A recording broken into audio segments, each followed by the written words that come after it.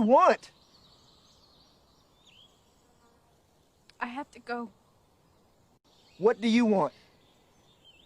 What do you want? It's not that simple. What do you want? God damn it. What do you want? I have to go. What do you want? What do you want? It's not that simple. What do you want? God damn it. What do you want? I have to go. What do you want? What do you want? It's not that simple. What do you want? God damn it. What do you want? I have to go. What do you want? What do you want? It's not that simple. What do you want? God damn it. What do you want? I have to go. What do you want? What do you want? It's not that simple. What do you want? God damn it. What do you want? I have to go. What do you want? What do you want? It's not that simple. What do you want? God damn it. What do you want? I have to go. What do you want? What do you want? It's not that simple. What do you want? God damn it. What do you want? I have to go. What do you want?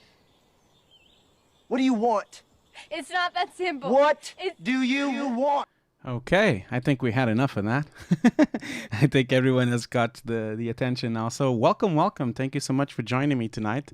This is quite late now. It's 10:30 in the evening in London. So sorry for the late stream, but we're basically synced up with Brazil today. I hope everyone is well today. We have almost 100 people watching already. So thank you so much for joining. And of course, I need to say some words in Portuguese before we do. Muito obrigado por ter vindo ao meu stream hoje. Quero agradecer ao VFX Rio por me ter convidado e dar esta oportunidade. Anyway, I was asked by them to not speak in Portuguese today, so don't worry. Don't be too scared. Don't be afraid. We're not going to only talk Portuguese today. We're only going to talk in English, actually. I will, of course, obviously do a little bit of Portuguese here and there, since it is a Brazilian stream after all. So, what is going to happen today is that we are going to be doing a special stream. As you saw about a month ago, I did a stream for BenQ, and now I'm doing a stream with VFX Rio and with the Foundry. So even before I even start, I would like to thank everyone that supported this stream, and I would love to thank the invitation from VFX Rio. Thank you so much for inviting me. Muito obrigado por me convidar para este evento. I was almost going to VFX Rio 2 years ago, and then that didn't happen because of certain problems I had at the time in terms of work and a lot of stress in my life. So unfortunately, I couldn't make it, but this time I am making it. I'm doing it virtual, I guess. And also, I would love to thank the Foundry for supporting this stream as well, and obviously supporting, well, they're supporting the VFX Rio event. They're one of the main sponsors. They're one of the sponsors of the event. So, but yeah, so thank you so much to VFX Rio, and thank you so much to the Foundry. And in the Foundry, I also would love to thank Elise and Jan and also Juan. They were amazing during the preparation of this stream. Without you three, I couldn't have done it. So thank you so much for all your support.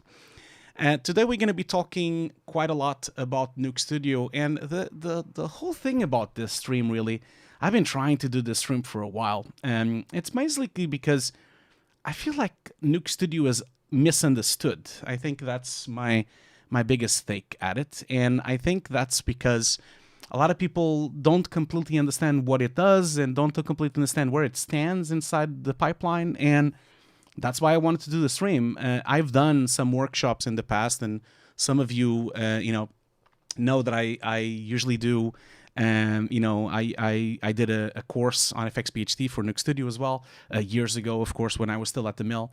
And the reason why Nuke Studio is so close to my heart is because I've been using it for so long. You know, like I was already using it at the mill when I was the head of Nuke there, and back then it wasn't really called Nuke Studio. It was called Breakaway, and then it was called Hero, and then it became Nuke Studio. And so that's what this stream is all about. Obviously, we're going to be here for a couple of hours. Please feel free to leave some questions on the chat. We do have the lovely Sajel is moderating the chat today. So if you have questions, you know, just drop them on the chat. We're going to be probably here for probably about an hour and a half, I think, maybe close to 2 hours if we have a lot of questions. I won't be here for much longer because I also think you all have to go and sleep. We also have a giveaway. Don't forget, very important. We have a giveaway today. So the Foundry was very kind to donate 2 free 1-year Nuke Indie licenses. So we're going to have 2 giveaways today. Most likely we're going to have one a bit halfway through the stream, and then we'll have one at the end. So you'll have 2 chances of winning a Nuke Studio, a Nuke Hero. And also the reason why I thought Nuke Hero would be, Nuke Indie. The reason why I thought Nuke Indie would be a good fit for today's stream is because I don't know if a lot of people are aware, but Nuke Studio is also included in Nuke Indie. So if you get Nuke Indie, you can kind of also load Nuke Studio. So I think it also is pretty important for you to kind of know that distinguish. Anyway, I'm going to drop the link to the giveaway on the chat. Let me just get the link here. And feel free to sign up to this giveaway. So that's the giveaway. Don't forget to read the terms and conditions. And I'm basically spamming the chat now with the giveaway. Basically, the only thing you need to do to enter this giveaway is to follow, either me on Twitch. I'm going to just put that on the screen so you can see what I mean. So this is the giveaways page. You just have to do at least 3 things. You need to either follow me on Twitch, follow me on Twitter, visit my Patreon, or visit my YouTube channels. I also put my second YouTube channel here. I don't know if a lot of people are aware, but I do have a second YouTube channel. My second YouTube channel, my main YouTube channel, of course, most of you know, which is called Hugo's Desk. But then I have a second YouTube channel, which is called Hugo's Desk Live. Much smaller channel, of course, because it's much more niche. On this channel, I've actually I'm publishing slowly all my Twitch streams and all my live streams. These are unedited full streams, So sometimes I'm playing games, sometimes I'm doing Nuke workshops. There are already 20-something videos here, but there will be a total of 75 streams that I need to upload here. So don't forget to go and check that out as well. But yeah, that's how you do it to get into the giveaway. Now, before we even start with the actual workshop, for those of you that don't know me, and I know a lot of you do know me, but you need to understand that some people on the audience might not know me. So, as you know, this stream is called Nuke Studio, an introduction to VFX editing. We're going to talk a bit about that. It's called VFX Editing, a VFX Rio event. We're going to be talking about visual effects, editing, reviewing, conforming, and this is really open to a lot of people. It can be for compositors, it can be for editors, it can be for visual effects artists in general, even CG artists as well. I think visual effects editing is so important for everyone. And as I said, this is with the support of the Foundry and also the support of VFX Rio Live. Now, for those of you who don't know me, I'm a director and a visual effects supervisor. My name is Hugo Guerra. I love to take pictures on silly things. That's what I'm doing here. I'm from Portugal. Originally, I was actually born in Porto, most precisely. I live in London. I've been living in London for the past 15 years, almost 15 years now. I've worked on a lot of big companies, including I've worked for the BBC, for Nexus, for Jellyfish, for The Mill, where I was the head of Nuke and visual effects supervisor for a long time, for more than 5 years.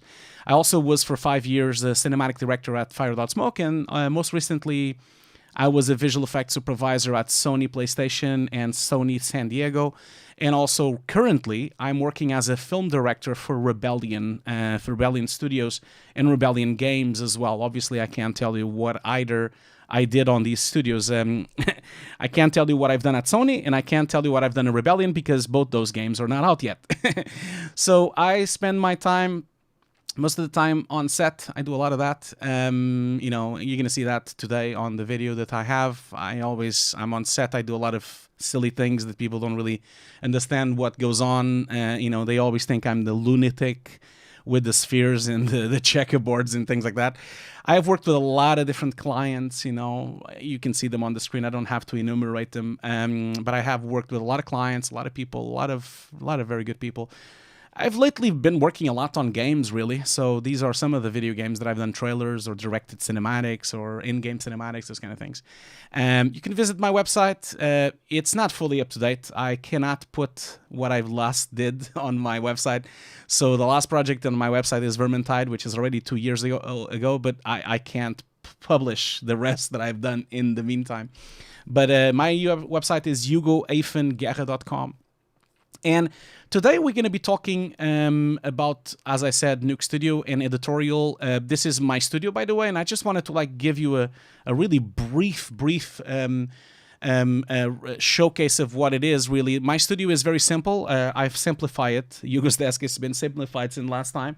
I basically have on two monitors, two 4K monitors. They are both 10-bit. They're BenQ monitors, so it's BenQ SW321 and SW320. And then I have a pretty low quality Blackmagic SDI monitor here, and then I have some scopes as well. And this is kind of my setup at the moment. I use the Blackmagic monitor just to preview my timelines when I'm just doing Rec 09 stuff. I then switch the middle monitor to an HDR-ready monitor. It's not really a reference, but at least I can preview it, you know, a bit. And it's a 10-bit monitor, so it's really 100% Rec 09, so I can use it for previewing as well. And then I have scopes as well, of course. But I'm going to get into this a bit later. So obviously, I'm getting ahead of myself, really. But yeah, this is my studio. This is my new studio. As you know, I've recently moved. And I have, this is my studio. Yeah, look at that. Hello. Yeah, so I've set up a second camera over there so that it would be easier for me to show certain things, and especially if I'm going to show where I'm looking at. And obviously now you can see my chat and you can see my live previews there, and my Urza Mini Pro here filming me. But that's not really what this is all about. I can see a lot of people saying hello on the chat. Thank you so much for being here. And I can see that a lot of familiar faces here. You know, I can see Lee is here. Hi, Lee. I can see JD is here. I can see, like, there's so many friends here today. So thank you so much for being here. Thank you so much for sticking around. I know it's really late, especially for people living in the UK. But thank you so much for being here. Okay, well, but anyway, we have a lot. Yeah, they are both 32. Yeah, they are both 32 inch. Yes, they are both 4K 32 inch. This one is 10-bit. This one is 8-bit plus FCR, and then that's 8-bit. You know, so but we can go through the specs another day. Doesn't really need to be today. So today, let's before I even start with this, I wanted to just like give some shout outs to certain things that will happen this week. First of all, the Foundry is going to have a skill up. This is going to happen on Tuesday, December 8th of 2020. So if you want to go and check out the next webinar from the Foundry, it's going to be Introduction to Practical Compositing. This is going to be with the lovely Austin Myers, and yeah, just I'll put the link on the description, and there you go. So yeah, it is 31.5, but who's counting? You know, size doesn't matter, man. So follow this webinar. It's going to happen next week. So also tomorrow I'm going to be on a panel. I know it's a bit short notice, I know, but I was only invited a few days ago. So I don't know if you know, but the London International Animation Film Festival is happening this week. So I'm going to be on a panel. It's tomorrow at 2 o'clock in the afternoon. And so if you want to go in and check it out, it's going to be a panel about... so that's the link there on the chat. It's going to be a panel with a lot of very talented artists. It's going to be... the panel was created by Saint Walker, which is a dear friend of mine. And we're going to have Alexander, we're going to have Peter, we're going to have Tom, and myself. We're going to be talking about animation. We're going to be talking about COVID-19 and the implication on the industry and how what works, what doesn't work, how we changed the industry because of COVID-19. It really changed and shaped the industry completely. My last shameless promotion will be for Ian from Before and Afters. So Ian Fawkes was a very, very dear friend of mine. He runs Before and Afters. You should go and check it out. He's finally did a big dream of him, which is to make a publication in paper. So he just launched today the first edition of Before and Afters. This first edition is going to be talking about rotoscoping. It's going to be talking about Jar Jar Binks. It's going to be talking about visual effects versus Golden Gate. So have a look there. It's pretty cheap. It's 120 pages of goodness. So have a look at that. So that's going to be my last shameless promotion for today. And don't forget as well to keep an eye on the giveaway. I have put in the giveaway link on the chat. We already have 244 entries. Don't cheat, guys. Don't use multiple emails, okay? So you can't do that. That's cheating, okay? It's not how you should do it. You can't cheat.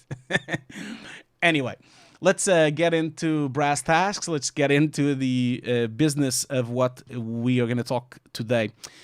So today, apologies that I'm going to be using a quite old production, but unfortunately, I can't really share productions that are happening right now. And obviously, this is the only production that I have that I'm going to use in Conforming in Nuke Studio today. It's the only production I have that actually has all the plates and that I have all the footage that I need. And I have the entire 4 terabytes of footage here with me. So this is going to be the production we're going to be using today for this workshop.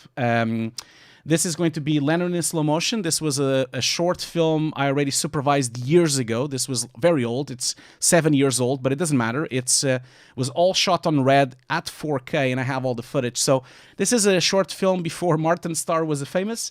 Now, of course, everyone knows him from Spider-Man and from Silicon Valley. But Leonard in slow motion was a very complicated project because the main character of this project was in slow motion. So you should go and check out I'll put the link in the description. I'll put the link on the chat in a minute. But the cool thing about this is that he was the only person in the world that would walk in slow motion. So obviously, as you can understand, it was a very complicated shoot. Here is me in 7 years ago, much younger. And this was directed by Peter Lavalzi, a big friend of mine. And we had a lot of fun on set. This was shot with the Red Epic. We shot it all in 4K, although we edited and did VFX in 2K. I did the entire conform of this entire short film and visual effects editing of this short film in Nuke Studio, and that's why, well, back then it was Hero, it wasn't Nuke Studio, that's why I'm using this production. But yeah, it was a very complicated production. I'm not going to spend too much time on this. There's been other presentations where I've talked about this production. It's just like, there was a lot of meetings, there was a lot of conforming and Nuke compositing on the go, and a lot of pre-comps on set to just see if things would work, see if it was possible to have him in slow motion, to have the rest of the people not in slow motion. And obviously, Hero was instrumental on that. And of course, a lot of layers, a lot of plates, a lot of things. It's a really good project to do a workshop about conforming, really, and that's why I wanted to bring this production too. But anyway, let's just close this keynote for now. I'm gonna just open up the link of the actual short film. So if you want to see the short film, go into this link. So if you haven't seen it yet, it's really funny. I really like it. Peter Lavalzi is a great director, and this is already 6 years ago. So I do apologize that the production I'm using today is 6 years old, but it doesn't really matter. It was shot on 4K. It is in 4K. 4K is the buzzword now. Well, 8K is the buzzword now, but it doesn't really matter. I think it works still for the exercise we're going to be doing.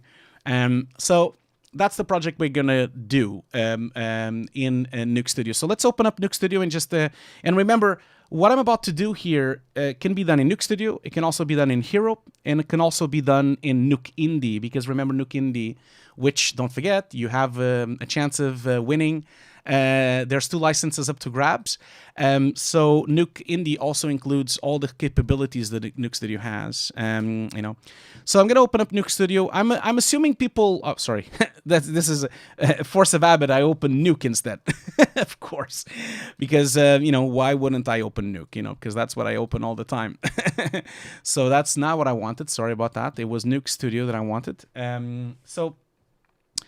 For those of you who don't really know much about Nuke Studio is a bit of a software that there's a lot of misconceptions of what this software can do and what exactly it is, because a lot of people don't really know totally what conforming is and what kind of projects you can do with an application like this. For those of you who don't know, conforming is really a step that has been existing in visual effects for decades, and it's been usually done in commercials, it's been done in film, and it's a very, very important step of production because that's when we get all the plates and we get all the footage from the editorial department, and we basically, just like the name says, we conform it into specific folders, and we conform it into specific locations where our artists can pick up and do compositing or visual effects, or 3D artists can do renders on top, and that is why Nuke Studio is in such a special place on the pipeline. But a lot of people misunderstand it because Nuke Studio is really not an editorial application. It can do editing, but it's not like Final Cut or Premiere. It is not an editorial package. It's more like I would say it's a pipeline package. I think that would be it. I can see Emerson raise, hoi, tudo bem, Emerson? I can see you saying he's missing my honest reviews. Don't worry, man. I am going to be back with my honest reviews on Twitch. Don't worry. Twitch is going to come back. I am going to return to it most likely in January. I'm just finishing my online course. I'm finishing all my classes now. And so once I finish the course, the Kickstarter course, then I will come back to Twitch. For the moment, I'm only going to be doing a couple of streams here and there. But thank you so much for the shout out on that. Anyway. So that's the kind of the misconception on Nuke Studio, because Nuke Studio is, people kind of compare it to an editorial, but it's not really like that. It's more like a pipeline tool for you to create a project. And it allows you to, regardless if you're doing a short film, if you're doing like a long-term TV episode, or if you're doing a commercial, or if you're even doing a film, it is really flexible on that sense. So the first thing I'm going to do when I open this up, is I'm going to bring in my EDL. Now, for people that don't know what an EDL is, an EDL looks rather like this. I'm going to just open one in the text editor to show you. So for those of you that have been involved on on editorial, you probably already know that. So you can just chill and wait a little bit while I explain it. But every time you do an edit, if you work with an editorial house or if you work with an editor, they usually would edit the production with proxies. They would edit the production with low resolution proxies, and these would be edited on Avid, on Premiere, on Final Cut, and then after that, or even in DaVinci as well, it can be edited there as well. And then after that, you basically get given by the editor or by the conform tool or like by the editorial company something called an EDL. You can also get an XML. It doesn't need to be an EDL. It could be an XML. It could be either way. ADL is a bit old school anyway. An XML is much more modern and much more used right now. But as you can see, I from the editor, from the editing house, I got 6 EDLs. That's like from all the tracks on his edit. And I'm going to just drag it into a text editor here. I'm going to kind of show you what this is. An EDL is nothing more than basically the ins and outs of a file. So you can kind of see here, it basically tells you, okay, what reel was used. And usually this is gibberish for most of you, but when you're on set, you usually have reels. You usually have like reel names, and then you have take names, and then you have the numbers and dates, and usually it has the hour, the time, and then of course the path of it, and then it has a time code. The time code, usually it's the location, the time code, the burn-in time code of the camera is on the footage, and that is the time code from the time of day that it was filmed. But then there's also the time code of the cut of where it was edited. And this is what an EDL it is. An EDL is basically a list of editorial. It's basically all the cuts of the film. So if I scrub down here, you can kind of see that this film has 80 cuts, 87 cuts actually. So that's what an EDL is. So whenever you're Yeah, no, an EDL cannot contain all the data from the XML. So I can see the question here on the chat from Georgie. An EDL is much more weaker than XML. An XML can contain transforms, can contain reformatting, it can contain a lot of data that you cannot have on an EDL. An EDL is just cuts, nothing else. Even the retimes are a bit awkward on an EDL. An XML, though, can really bring in all the correct retimes and all the correct crops and all the correct transformations, you know. Now, I'm going to then bring in the first EDL. Now, I wanted to be clear about one thing before we start this. This is a live workshop, okay? This is not a pre-recorded. This is not a pre-recording. I am doing this live, so keep in mind that sometimes, as you all know, things crash. Sometimes things go down. And that could be from a number of reasons, you know, because obviously I am doing the stream, so my machine is processing the stream, encoding the stream, showing the stream. I also have like split screens and cameras attached to the computer, a bunch of things, which I normally would not have if I'm doing a job, you know. I would not have all this shenanigans, you know. I wouldn't have all this crap around me turn on with a lot of things. These are all connected to one single computer. Obviously, my computer, as it stands already, is already using, it's on this side, it's already using pretty much already 45 gigs of just stuff not even happening. I kind of only really have, I kind of only really have 248 gigs left. So we're not going to run out of gigs of RAM, of course not. But, well, we might if the timeline is really long, but it doesn't matter. So first things first, this is Nuke Studio. The viewer is there. Nuke Studio, as you know, brings an entire Nuke as well with it, which is what you see down here. But it also brings an actual editorial timeline as well. First things first, I'm going to save. That's going to be the first thing I'm going to do. And this is going to be just Leonard in slow motion. It's going to be V1. So this is going to be my first edit. So that's saved now. The other thing I want to just go through before I even do anything of bringing in footage and anything, just looking really, really fast to the preferences, okay? So one of the things you want to keep in mind is exactly before you do anything, what exactly you're going to do in Nuke Studio. So things like caching, how much you want to give to caching, things like what kind of graphic card you're going to be using, you know, things like how much threads you want to use, what kind of localization do you want to do, you know, all those things are very important before you even start. And just to give you a really quick rundown, and also, of course, goes without saying that you can also do this entire thing on ACES, you can do this entire thing in ICO and not like the typical Nuke pipeline. I'm just going to use the Nuke pipeline, the normal default.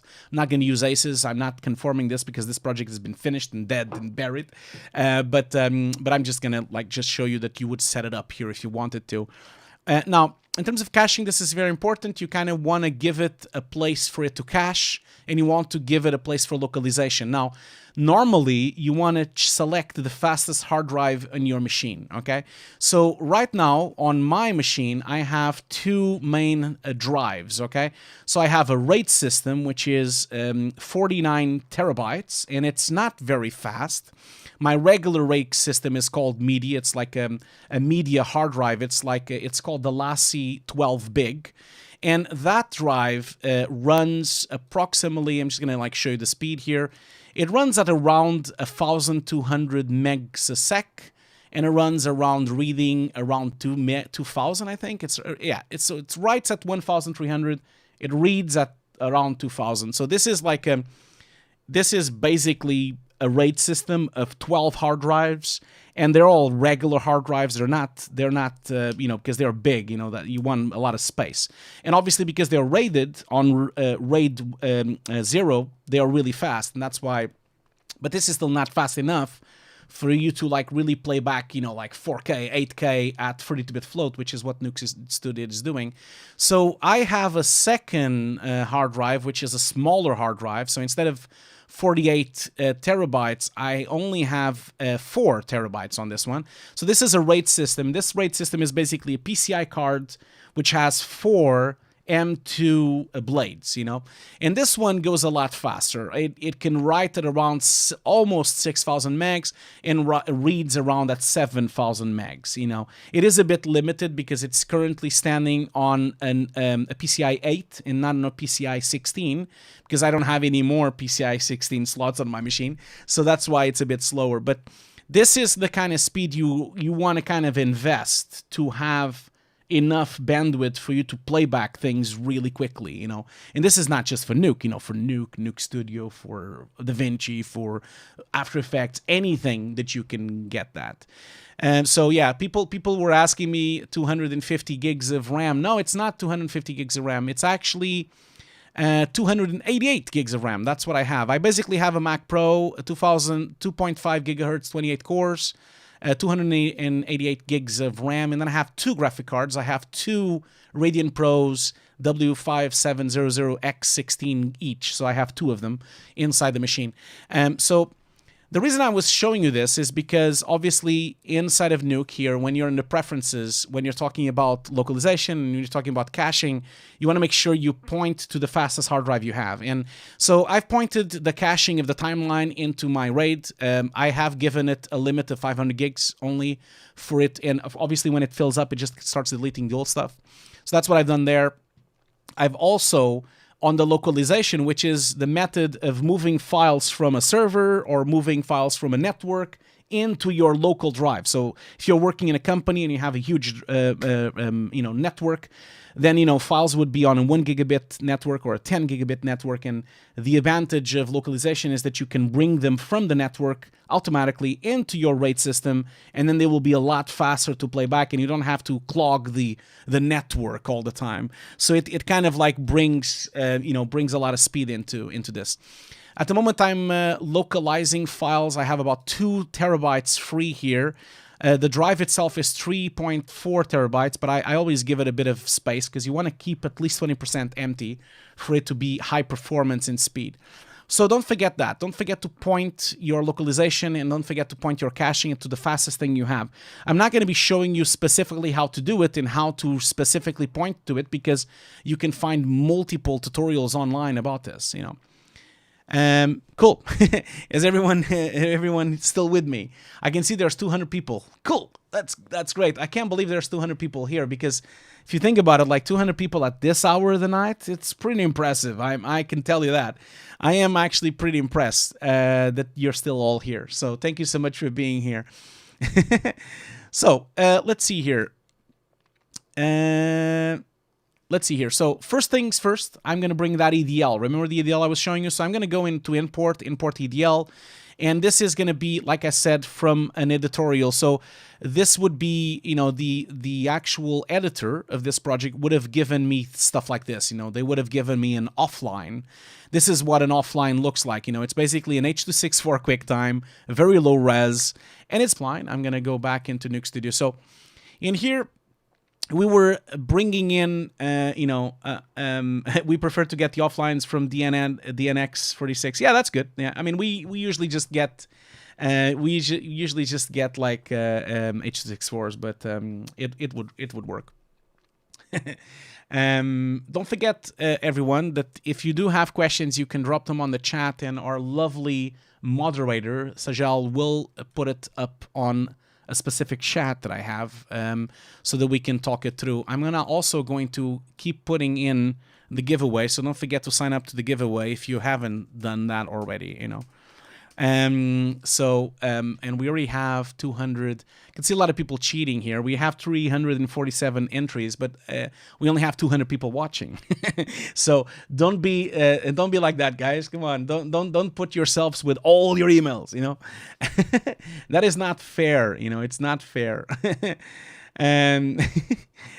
Oh, man. Anyway, let's just get on with this. So first things first, I'm going to bring in the first EDL, okay? So the first EDL would be V1, which is the main track. Usually editors have a main track where they tend to put everything first, where they tend to put the most important shots. And then they have track 2, 3, 4. In this case, we have 6. I'm going to press OK. And I know for a fact that this was shot on 23 0.98 frames per second because I was on set. If you don't know this information, it's very important. You need to know the frame rates. This obviously should be asked to the VFX supervisor or the editor or anyone else, you know. So let's press OK here. Once we press OK, as you can see, we have a bunch of offline clips here, and you can kind of see that they're all called, you know, like they all have the names of the reels, you know. You can kind of see they're all offline. Now, from this stage, you are going to now do a couple of things. We're now going to bring in the rest of the tracks of our editor. So I'm going to say new tracks from EDL. I'm then going to bring in the rest of the EDLs. Right now, I now can choose multiple EDLs in one go.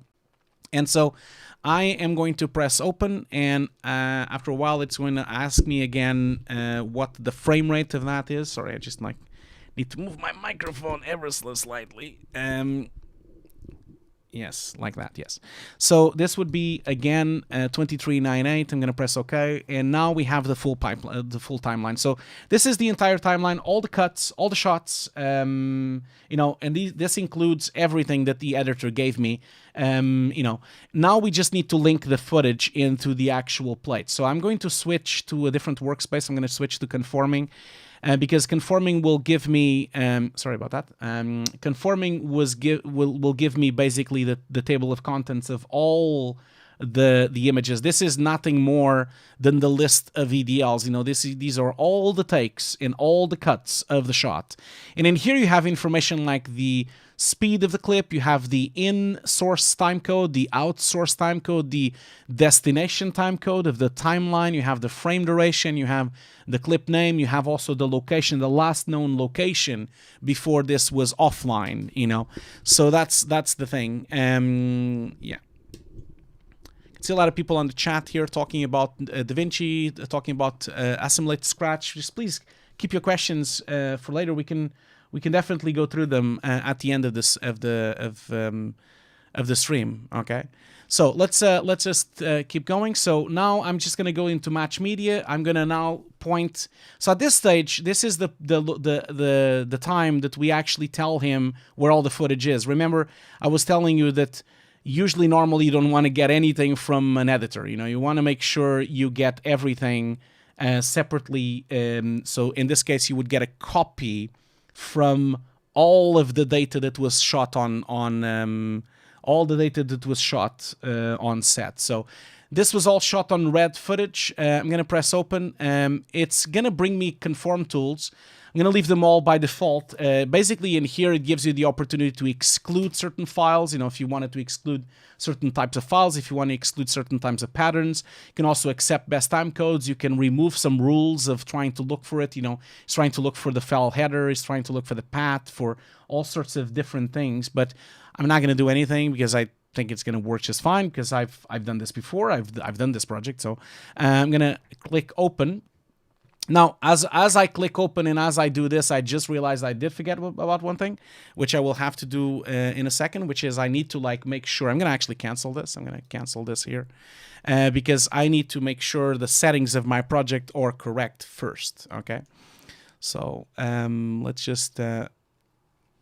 Sorry, my glasses are all fogged up here. So yeah, that's the thing that I did forget to set up. So I'm going to go in here to my project settings, editing settings, and I'm going to basically tell him what I want to do with this. So basically, this is going to be a 4K edit. Although the footage is not 4K, we'll talk about that in a second. It's a 2398. This is really important. Just like in Nuke, you need to kind of set the project settings, and I did forget. Now, we do have some clips in 2K.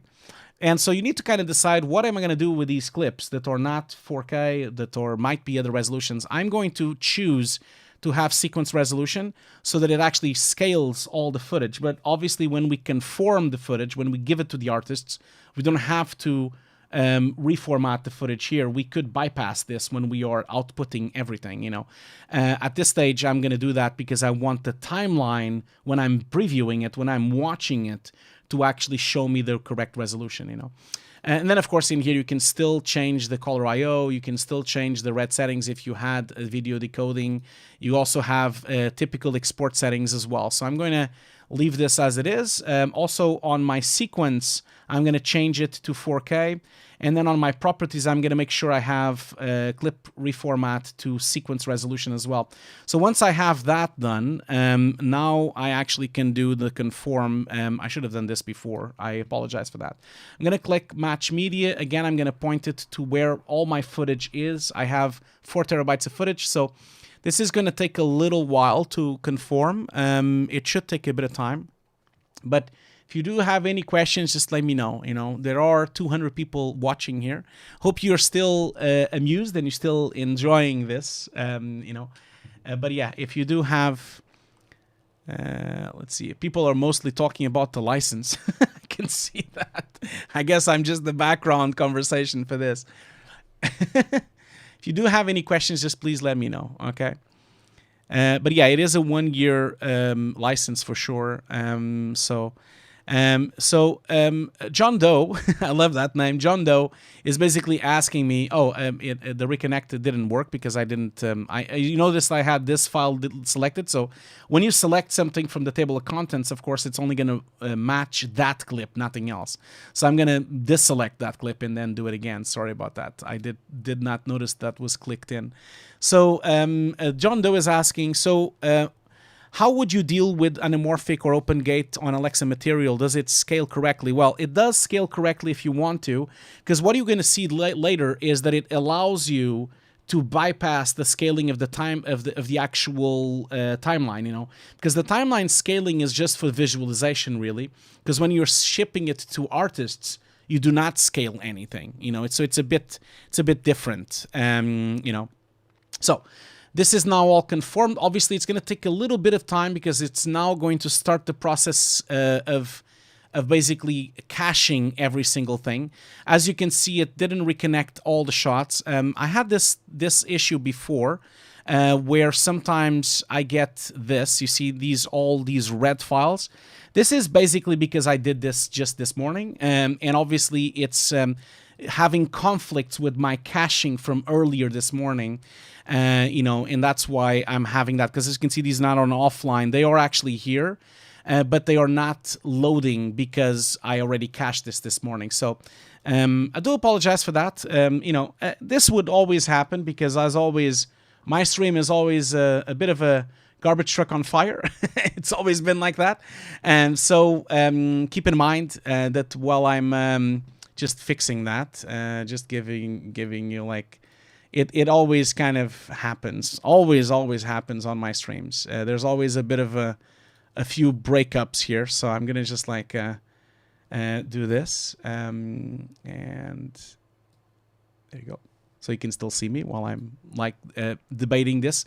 So what I need to do now, while I have my garbage truck on fire, I need to actually to clear my cache because I didn't do that properly when I first did this. So I'm gonna just like really quickly do that, and I'm not going to hide what I'm doing. I was just making a joke.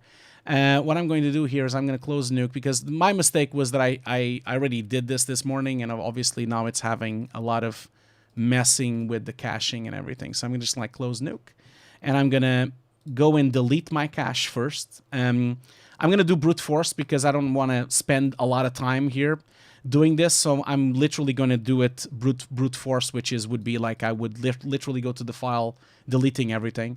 I would advise you to not do that. I would advise you to go to Nuke Studio to actually delete it, but I don't want to spend more time loading it and going there, and it's just so much faster to just delete it right away here. So I'm going to empty that over, and now I'm just going to do it really quickly again. So let's. I did notice that now I forgot to leave it open there. So let's see here. So I'm not going to open it up now. This is a live stream, so obviously there will always be problems. That's always the case. Always happens. But it's really quickly to do it again, so it's not a problem. I'm going to start a new project. Now that I have flushed all my cache and I've flushed everything out, it should work just fine. So I'm going to just like I did before, I'm going to just save it. This is going to be saved the same name. I'm going to do it quickly because you've seen it already happening. So I'm going to go in here. I'm going to go and set it to 4K. I'm going to set it to 2398. I'm going to set it to scale resolution. That should be the settings of my project. Then my sequence. I don't have a sequence yet. I haven't loaded one yet. I'm going to import my first EDL. First EDL will come in like that. Then, as you can see, it's already kind of like scaling the clips to sequence resolution. So now that I'm here, I'm going to just bring in the rest of my EDLs. Yeah.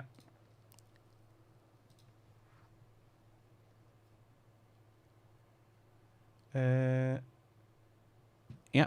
And now I'm going to switch, like I did before, to conforming. And now it is going to work. For some reason, when I switch to conforming, it reduces the size of the thing. I don't know why. So I'm going to do match media. I'm going to point it to where all my footage is. These are all the reels that I've shot that day. There's another location for the reels, but we'll pump them in a second. So I'm going to now press OK. It's now going to read all the footage of the drive and link everything. So yeah, I know. Watching it twice always helps as well. People can memorize it and everything. So we already have 151 clips out of 165, so that's a really good start. It didn't link everything because I have footage on other locations of the hard drive as well, so you just have to kind of wait for it to connect as well there. So I am now linked with most of it. As you can see, it's kind of almost there. I will say one thing though. There are some clips that will never link, and the reason for that is because this is 7 years old, and I'll be honest, I have lost some footage in the way. So there are some clips that will never relink, unfortunately, because I've actually lost the clips, you know, in the wild while I was backing it up and copying it, you know. So that's why. But anyway, I'm going to now point it to the second piece of footage because we do have another folder where I have footage as well. And I'm going to point to that one so that I can pick up the rest of the footage as well. It should pick up another, yeah, so it picked up another 12. We still have quite a few that didn't pick up, and like I said, there was a lot of shots that I have lost along the way around the years, and that's why you kind of have quite a lot of them that are offline at the moment. You know, unfortunately, I don't have every single shot. I have about 4 terabytes of footage for this project, but not all the shots have survived. So when I scroll through here, you can kind of see that I have all my clips here. And now that you have this, what are you going to do with this? That's the thing. And that's where I wanted to talk to you about how this is kind of a pipeline tool more than anything else. And I'm going to start on a very simplistic fashion. You know, now that we have this here, you know, I want to start, yeah, I know. I tried the problem with that, with the Reconnect Media, is that I don't have the clips on the hard drive, and that's why some of them don't work. I've had this issue before. Now, I actually had a chat with one today, this afternoon as well. There is some kind of issue going on my machine where the caching is also to blame. So the caching is kind of like not really reading correctly. And this is a problem happening on my computer, and I'm not really entirely sure how I can fix it at the moment. I just have to kind of like try a few things, you know. But what I wanted to show you first, even before we actually go to the process of conforming, because the most powerful part of Nuke Studio really is this. You know, if I go to the export tool, is this, which is the template system for you to output clips. And this means that the clips would be conformed to the correct locations, you know, like I would have shot 1, shot 2, shot 3, shot 4, shot 5. And it would go into a specific folder structure that you would have assigned for, you know. But before I even show you that, because that's the most complex part of all of this, I wanted to show you as well that just for more solo artists that just want to basically go through a specific project really quickly, you know, and they just basically want to just set a couple of shots, you know, like you can see here, we have a bunch of shots and you kind of want to start comping right away. there are methodologies in Nuke Studio to do something like that, you know, where you can actually not really care about a pipeline and you don't want to care about these files going to somewhere else. So if you're like a solo artist, you could set it up quite quickly if you wanted to. So for example, I'm going to give you an example. I'm going to like move this up a bit more here so you can kind of see it. So let's say for simplicity's sake, let's say that you would like to, I'm going to actually change this to my other workspace. Sorry about that. Yeah. Let's say that for the moment, you would like to conform and composite VFX on these 4 shots, for example. So the first thing that you would kind of like probably do as a solo artist, and this is, of course, keep in mind, I'm talking about if you would be alone, you know, if you would be working as a solo artist on this project, you know, maybe doing it as a short film or doing it together with a director just by yourself. I have cleared the cache. I did, Isaac, but, you know. So, Vago is asking, I've noticed that you don't execute create comp special. You just do regular export so you can see the progress. Nuke Studio does not transcode in hook read note transcode file. Yeah, so I do create comp special sometimes. I also do that, but the thing with that is that it really, that's what I'm trying to explain. I would say that there is maybe 3 types of work that you would do on an application like this. You either would be doing it as a solo artist, which is what I'm showing you now. And this would be like just you comping some shots, and you don't really care about a pipeline. You don't care about the folder structures because Nuke Studio will kind of take care of that for you. And that's what I'm showing now. Then you have, of course, the second version, which is what you showed there, which is the create comp special, which is, you know, you would basically right click here and you would do a create comp special, and then you would create like a folder structure inside the comp special to create all the shots. The third method is a more common method on bigger companies, you know, and that was the method that we used to use at the mill. And then that method is that we do it all customized. We do not use the create comp. We don't use the create comp special. We basically create the scripts on the conform export. And while it's exporting, it creates scripts, and then you can read the scripts. That would be the way this would work, you know. Anyway, hope I'm not confusing you. Am I confusing all of you guys? Is everyone confused so far? Or are you not confused? Come on. Give me hands for confused and not confused. I can see a lot of questions on the chat as well already. I'm gonna see if I can get to them as well. But yeah, please let me know on the chat if you're utterly confused. We're gonna do a short break soon as well. We're gonna do a short break actually now because we've already been talking. Can't believe it's already been 55 minutes. We do very much responsible streams here. Some people say no, some people say yes. People are confused. I'm a bit, that's fine. It's okay. You can watch it later as well. So I'm gonna do a break because, as you all know from my Twitch streams and as you know from all my streams on YouTube as well, I try to do a responsible stream, and that means really that we should do a break. So that I want you to go and stretch your legs. I want you to basically like get a coffee or get a water or something, and at least walk a bit so you can have some blood flowing in your veins. Okay, so I'll see you very soon. We'll be back in about 10 minutes. Okay, so go and stretch your legs. We'll be back in about 10 minutes. I'll see you very soon. Okay, time for the break.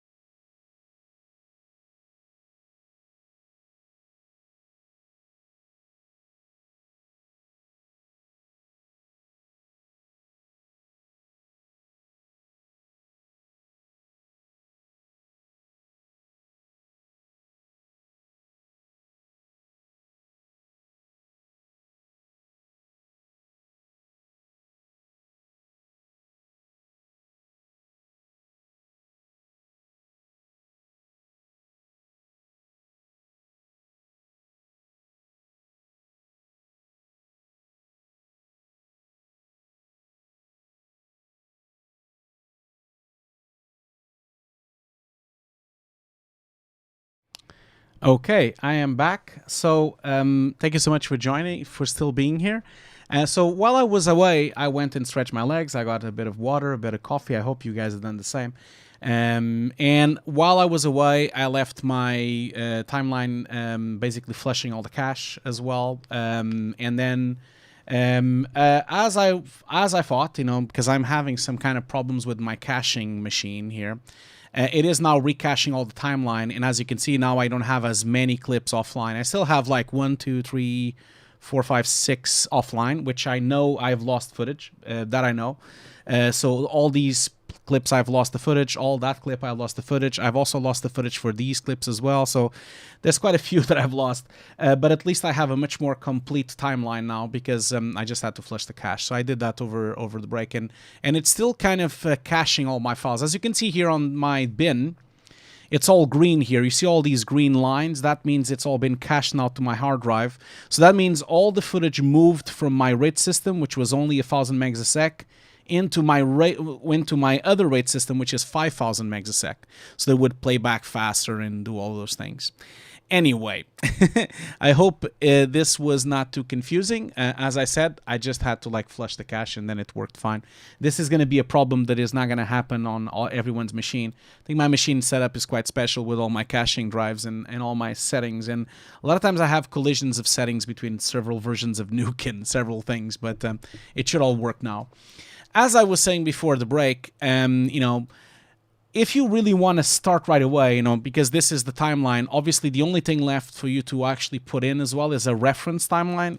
Usually it's an offline, which you usually have on the body of the track. So I'm going to hit the set reference media here, and I'm actually going to pick up the offline. So this is the offline from back then. I'm going to press open, and as you can see, the lower section now has an offline. Now, the only thing now that I need to kind of double check is if the offline, I'm actually going to put myself on the corner here because I think the other corner, it's always a lot of things happening on that side. So I'm going to keep myself on that side. Sorry about that. So the thing with this is that basically the offline is usually a body of the reference. You know, it's like a reference to check if everything is matching and if everything is not matching. So I'm just going to quickly just select all my clips here. I'm just going to press D so that it disables them. And as you can see, that's my offline. This is the offline I was showing you before. And now the thing that you have to be careful with this is you need to double check if they match, you know, and normally offlines, sometimes they match, sometimes they don't. And it depends on the quality of your editor. It depends on how your editor did it. And also sometimes, a lot of times I have multiple versions of the timeline.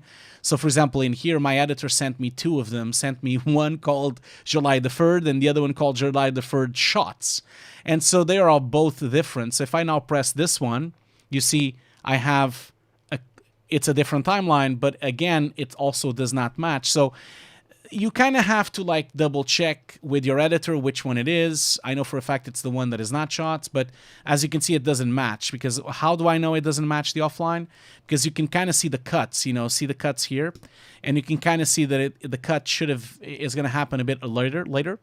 So as you can see here, my timeline, my offline is about 1, 2, 3. Yes, it's about, let's see here. 1, 2, 3, 4, 5, 6, 7, 8, 9, 10, 11. So it's 11 frames wrong. And that's not a big deal. The only thing I need to do is I just need to cut 11 frames from my timeline here on my edit, like on the offline, not on the, I'm not going to move the clips, okay? So be careful. Do not move the clips. Don't move the actual offline, like don't move the clips with the EDL because they have the proper time code. So what you want to do is you want to move the edit itself, you know. So that's probably going to be a lot easier. Yeah, I know I could do one, but I just like, basically I'm used to doing it this way, so it doesn't really matter. I mean, I'm just going to like cut this over here. And then what I'm going to do is I'm going to just move it into that side there. And now it should match with my edit. So I should now have a match exactly to the frame, hopefully. I hope so. Let's just double check here on another shot. So if we double check, these are the shots that I've actually lost. Yeah, so that's matching. So it's probably going to match on all of them. Yeah.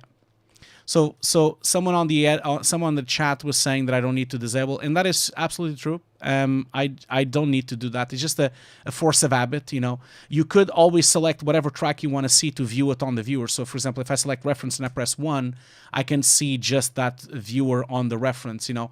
So it is possible for me to just like in Nuke, you know, when you have 1, 2, 3 on the viewer, you can select a timeline, and then that's what's visible on the actual viewer, you know. So that is so thank you so much for reminding me that, because didn't want to forget about that.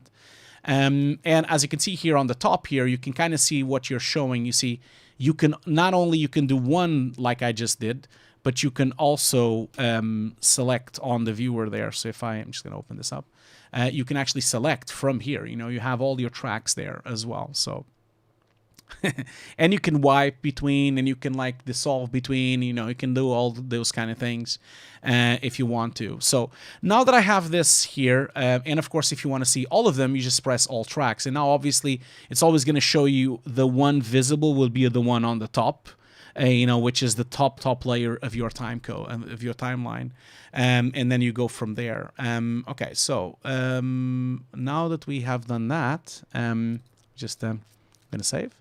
So let's first talk about the create comp, which is the fastest one. I'm gonna just pick a shot here that would probably be a good shot for us to start doing a comp. So let's just gonna select here. I'm gonna press U so that I have the timeline here. So as you can see, this is, I basically have multiple shots here. You know, I have like you know, Leonard himself alone with the balloon. I then also have like just a clean plate of him not there, and then I also have like another plate of a different performance from the actor, because back then the you know, the director wanted us to merge the performance with another thing.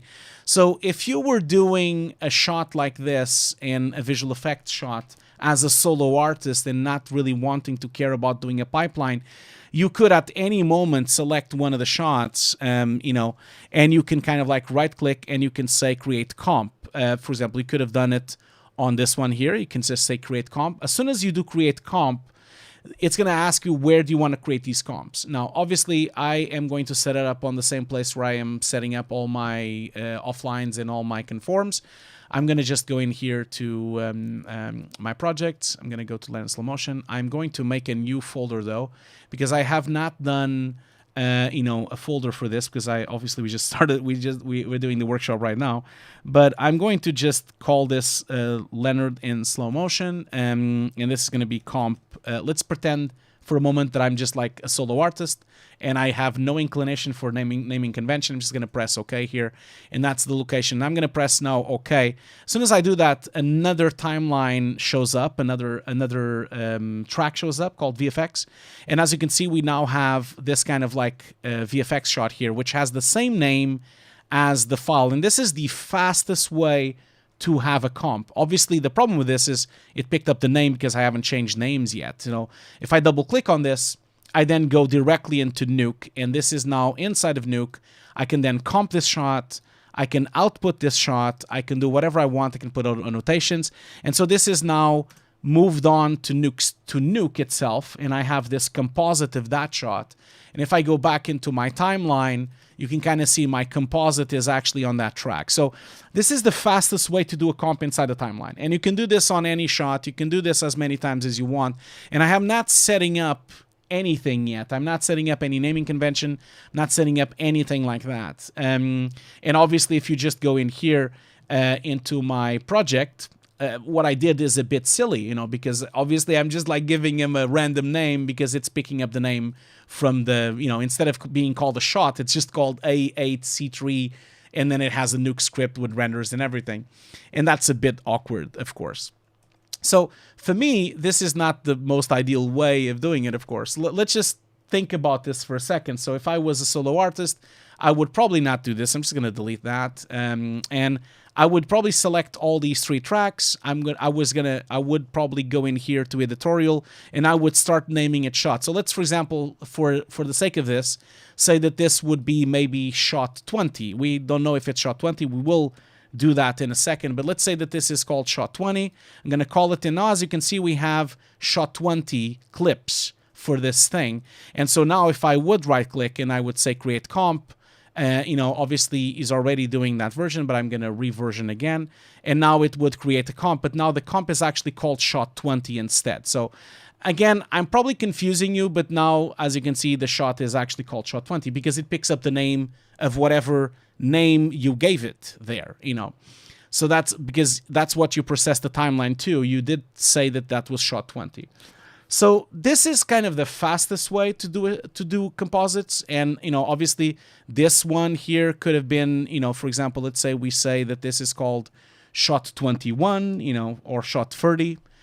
We can name that one. And then we could have gone here, say create comp. And now we have a shot 30 as well here. And that's another composite that is ready to go, which I am ready here to do some compositing. And if I go to my Finder, if I go to my folder, you can kind of see that now I have shot 20, and I have, of course, I have the old one that I also had. I'm just going to delete it because I'm not using it. But now I have shot 20 with a Nuke folder. I also have a renders folder, which is where the renders will come. The script will be here. And as you can see, everything is following an automated naming convention that Nuke has set up. You know, I called it shot 20, but as you can see, it's called shot 20, comp 3, V2, you know, and if you go to shot 30, you again have the same kind of thing, comp V1 of shot 30. So this is the fastest way really to do something like this. And obviously, if you were doing this in compositing, let's imagine, for example, for the sake of it, that you would do a bit of a color correction here. So let's say, you know, I mean, this is not important at all. I'm just gonna like do a quick one here. So I'm gonna first save, and I'm, you know, let's say we would push up a bit of gain. I'm just gonna like, and maybe a little bit of gamma, and maybe perhaps midtones. Maybe I'll give it a bit of a tint. You know, it doesn't really matter. I'm just showcasing you. Let's say that now that this is our amazing color correction, which is not amazing at all. But now what would happen here is that now you have your right node here. Now, when you render this right node, it actually asks you if you want to render it for real, like if this is Nuke. And for those of you that work in Nuke, you know, for those of you that don't work in Nuke, you know exactly what I mean here. But if you want, you can actually render it directly to the timeline. So for example, if I would say here render to timeline, if I would press OK, if I go to my timeline, you see it is actually rendering now directly on the timeline. It's not even doing a write node or a read node, so which is the fastest method ever to actually process a shot real quick, you know. For those of you asking here, you know, Nikolai, for example, is saying Nuke Studio is great, but it's very expensive.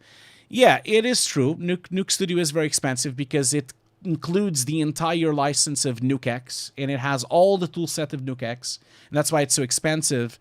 But keep in mind that that Nuke Indie also includes Nuke Studio, you know. So Nuke Indie is much more affordable, and it has Nuke Studio built in. So there are ways of going around that, really, if you think about it. But anyway, just wanted to do a little apart there because I saw that question on the chat. And I apologize if I'm not checking the chat more often. I'm talking and talking and talking. I talk way too much. And then I kind of forget to kind of like go through certain things. And I forget. I'm sorry. I'm trying my best. I probably should also start talking a bit lower because it is getting late here. And my neighbors probably won't want me to talk that light. So if you guys don't mind, I'm going to talk a bit lower. I'm going to just pump up my mic a bit. And then I'm going to like talk a bit lower so that you can kind of, I think you can still hear me, but then I don't have to wake up my neighbors here, you know. Anyway, so the cool thing about this is that now that I've done that, I could now also jump into that shot. As a solo artist, I could now go in here. Let's say that we also put a color correction. Let's say that we also change the color correction a bit. Let's say that we also kind of tint this one a bit as well. Let's imagine that this would be what you wanted to do. Obviously, this is not what you want to do. And once you're done with that, let's imagine that that's your composite again. You could also render. And obviously, this is all set automatically by Nuke. It's all DPX at the moment. It's not even EXR. Obviously, it should be EXR. But if I do that again, I go to my timeline, and now I can see another shot is now being rendered. Now, the cool thing about this is that when you're working in this methodology, everything becomes a bit automated, really, if you think about it.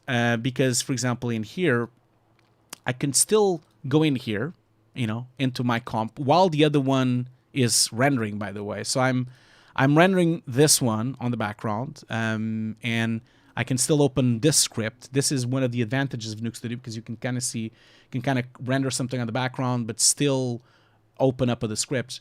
And so, for example, let's say here that I would say, you know, save new version. So now this is now version 2. So if I press here on my project, you can kind of see this is now V2. And also automatically my naming convention of the output is now V2 as well. So now, for example, let's say that I don't like that color correction at all. Let's say that we don't like this color correction and we want to, you know, maybe, I don't know, I'm just inventing as I'm going, completely remove the color from the shot. Let's say the shutter is now black and white.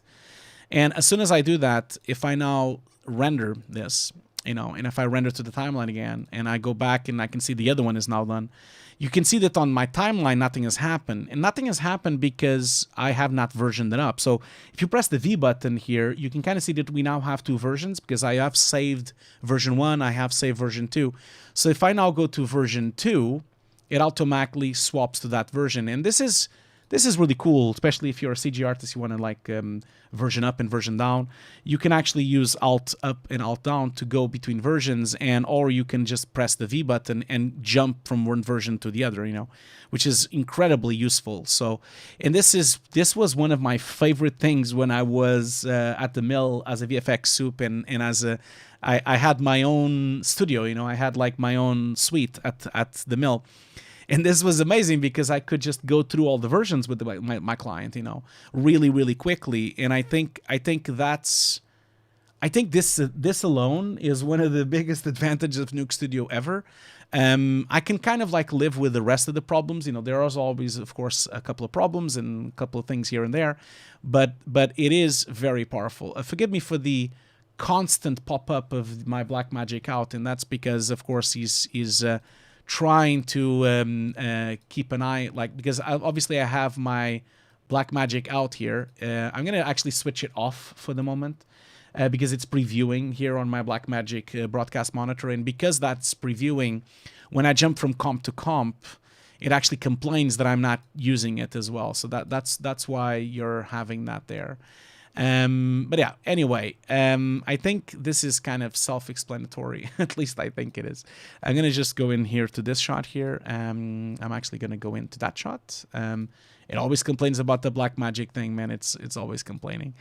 Anyway, so this would be one way of doing it, right? Way like version number 1, which would be a solo artist. You know, you would be working on shots, you would version up, version down, you would do them directly into the timeline. Now let's talk about what would happen if you had artists that would be working for you and you had to distribute shots to a lot of people. And this is where I think it becomes so powerful, Nuke Studio, you know, because you can kind of like, Nuke Studio or Nuke Indie really, because you can kind of like share assets and share footage, and not only the footage, but you can share lens data, you can share lens distortion nodes, you can share all sorts of things, even scripts if you wanted to. So yeah, so let's go to another part of the script so that I can kind of show you that how that works. So let's pick a shot here that has a couple of layers.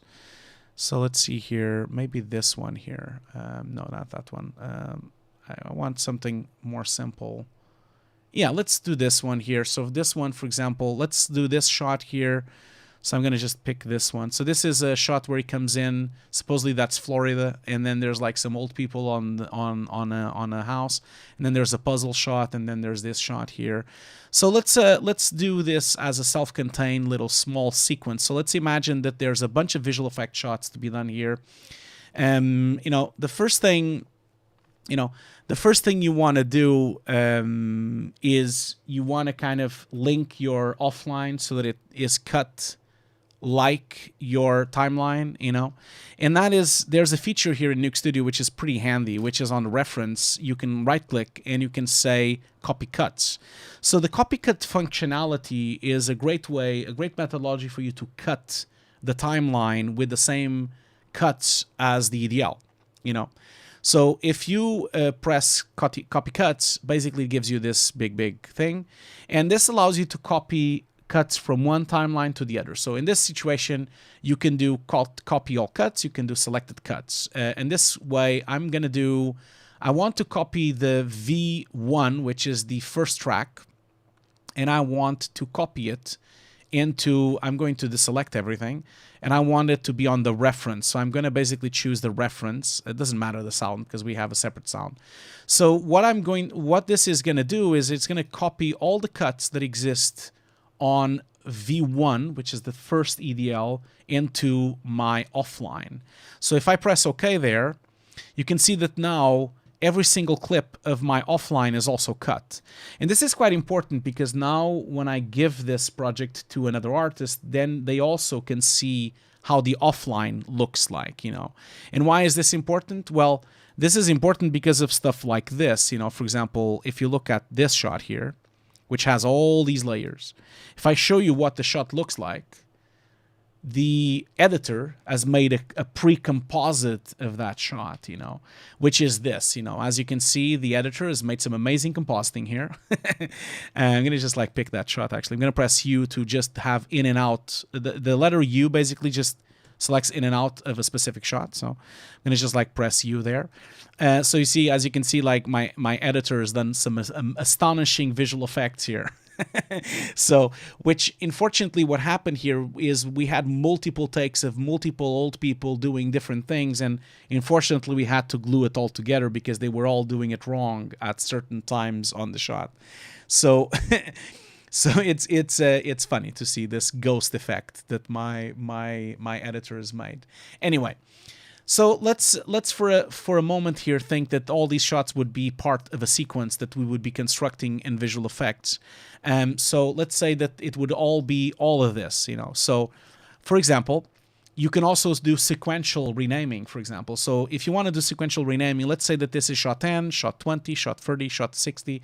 You know, we could select this one, select that one, that one, that one, that one, that one, and that one. Let's say, for example, these are the shots we want. So and then I can right click and I can say, you know, let's say rename shots. And so when I do rename shots, I can do simple rename, but also I can also do sequential rename, which is really powerful if you think about it. Sequential in rename basically allows you to name a bunch of shots in one go. So at this time, I'm going to tell them that I want to start at shot 10 and I'm incrementing every 10 shot. Now, I don't like this though, so I'm going to just do like that. And then I don't want as many digits. I only wanted 3 digits. So basically what I'm going to do here is going to be like shot 10, and I'm going to put, start at 10, increments at 10. I think that should be fine. So once I do that, you see, if you look closely here, most of the shots have the name of the reels, right? So I'm going to now click rename. And as you can see now, this is shot 10, shot 20, shot 30, shot 40, shift 50, shot 60. Now, unfortunately, I can't really like rename all of them in one go. So for example, I can't like pick all of them and rename them correctly because he will just like give names to everything. He will give it shot 10, 20, 30, 40. He'll do all of that. So now I do have some manual labor. So for example, my offline here and my other shot here, I am going to also do, you know, I'm going to basically also go in here and say rename. So this one, of course, I'm going to be doing simple rename because that's not going to be sequential. So I'm going to like call it shot 10, shot 10. Now, keep in mind when I'm renaming, this is the part of the software that I was telling you that is like a pipeline software. This is not renaming anything. It's just a soft rename, okay? It's only on the timeline. The shot still is called A035 on the folder, on the actual, it's just inside Nuke Studio that it has a new name. And this is going to be important when we actually export the shots into an artist, you know, that's why.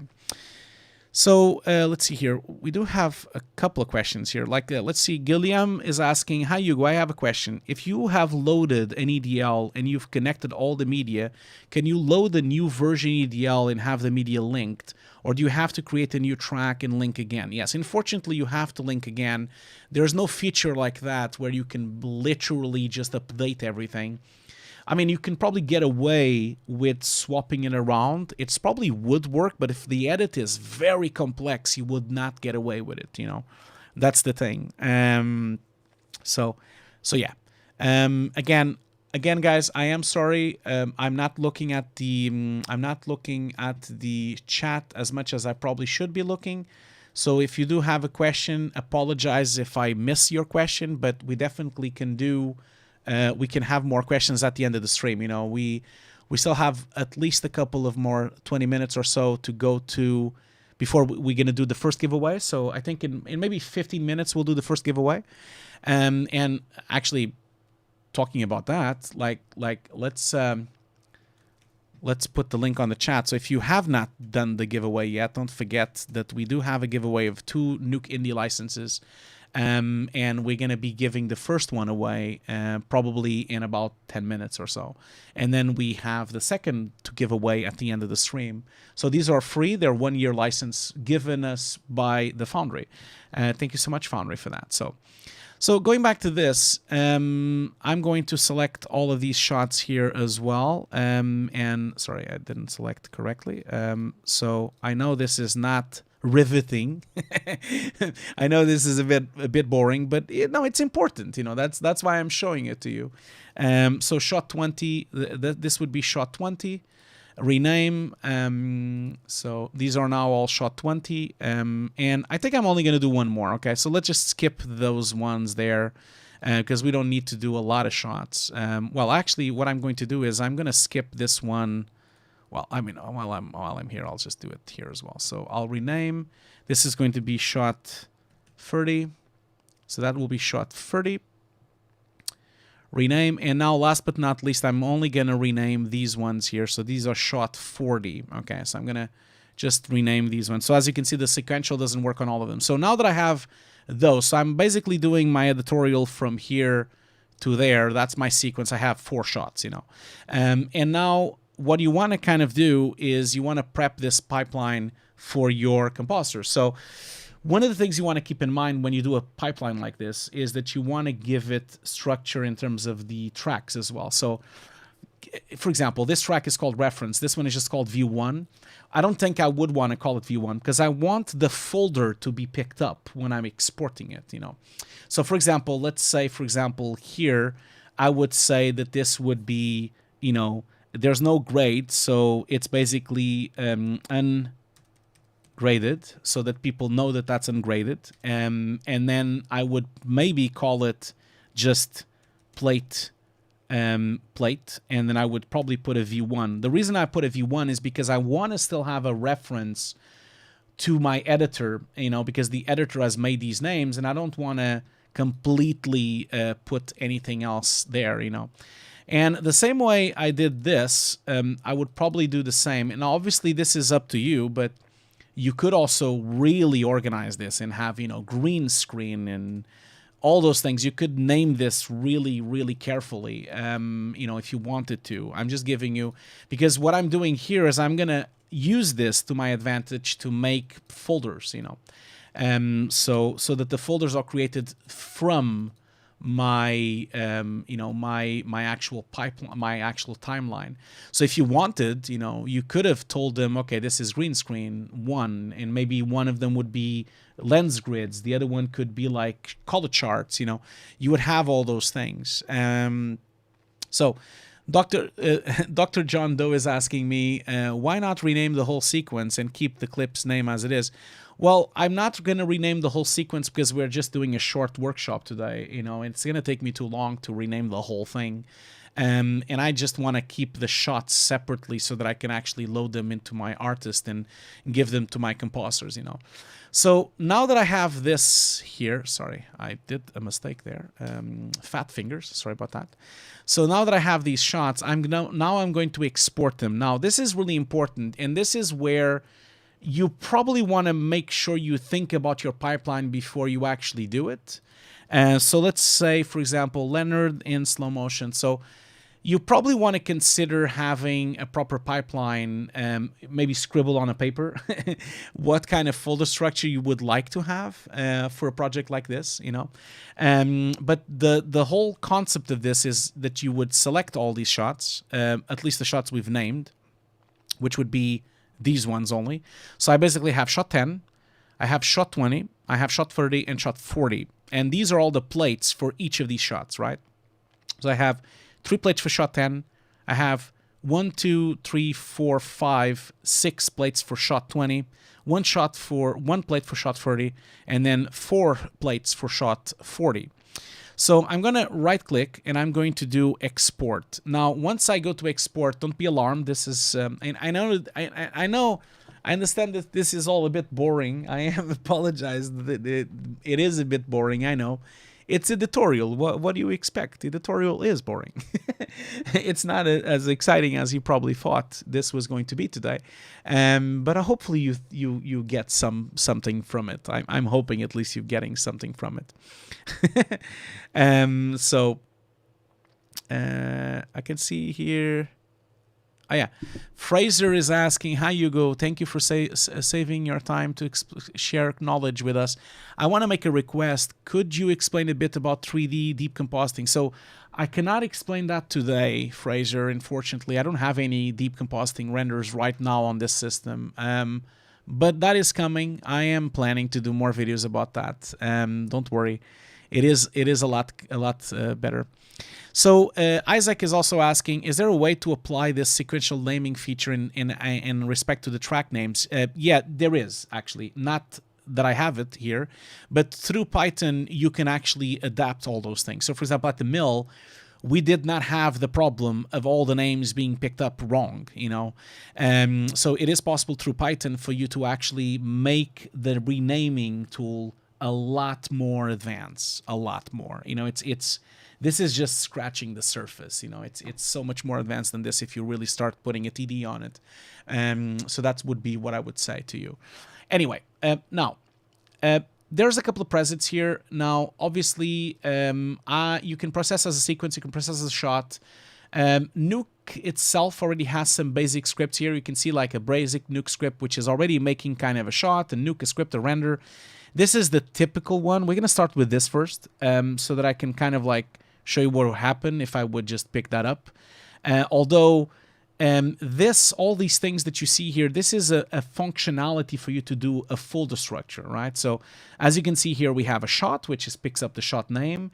We also have shot, we have main index version, you know, and all of these come from this, you know, like if I leave the mouse here, you have multiple versions of this. You know, I don't know if I can, if I leave the mouse here, can I zoom in? Yeah, I can. So you see, we can put stuff, we have a lot of equation, like we have a lot of scripting here that we can do. We can put the date of the month, we can put the year, we can put the name index, we can put file base, we can put file extension, file naming, file padding, file path, the hour, the minute, the month, the project root, the sequence, the shot, track, the version, timestamps. There's all sorts of things you can put in as long as you write it as it is there. So if you want the day to be on the name of the file, you just have to put bracket day, close bracket. So this is kind of the methodology for you to do this. And so I'm going to just say that I want, like, I'm just going to do a basic Nuke shot, which is the one that comes with, well, actually, no, I'm not, sorry, guys, I'm not doing that. No, I'm going to do my own because I don't like this one. I don't think it's good enough. So I'm actually going to make a new one. So be aware that on this side, on the left, that's like where you have the templates that come with Nuke Studio. And the ones that you save in general on the local export preset. So these would be on local level. So these would be saved on your local machine, okay? Now on this side here, these are the project-based settings. So that means whenever you save the project, they would show up here. So I'm going to start by making a new project. This is going to be the stream template. And I'm going to start by pointing it into my folder. So I had a folder that I just made, which is this one. I'm going to just point it there. So that's where I want to save it, inside the Leonard slow motion folder. So I can see like already kind of a lot of questions here again. Sean has a general question about visual effects. Do you still use Dropbox to sync files and share project, etc. among external teams? I ask because my slow sync and file count limits when I get to 500. Yeah, so I still use Dropbox, but I obviously also use custom servers now as well. I use Dropbox only for smaller projects, to be honest, and I never really have more than 500,000 at the... Well, actually, I have 1 million at the moment. You can still be fine with 1 million, I'll be honest. It still kind of works, but I do use a custom-made server now with Amazon technology, so it's a different thing now. When I'm doing a bigger project, it's very different. I don't really use Dropbox for bigger productions, you know. I used to, but not anymore. So now that we are here, you notice that there's like these things like folders, files, and minuses, and this is where the magic happens. So let's say that we're pointing it here, and now let's say that we want a shot, right? So if we want a shot, we would have to put bracket open shot, just like the brackets that you saw when I left the mouse here. So that means that the first folder would be a shot, right? So, and remember, the shot, it's going to basically pick up the name of the shot. And see, that's just called shot 10. So that means that each folder would be shot 10. And then from that folder, inside of it, you can probably put one, which could be the plate, for example. So let's say that one is called plates. Sorry, I'm writing this wrong. Of course, I'm just inventing a pipeline as I go.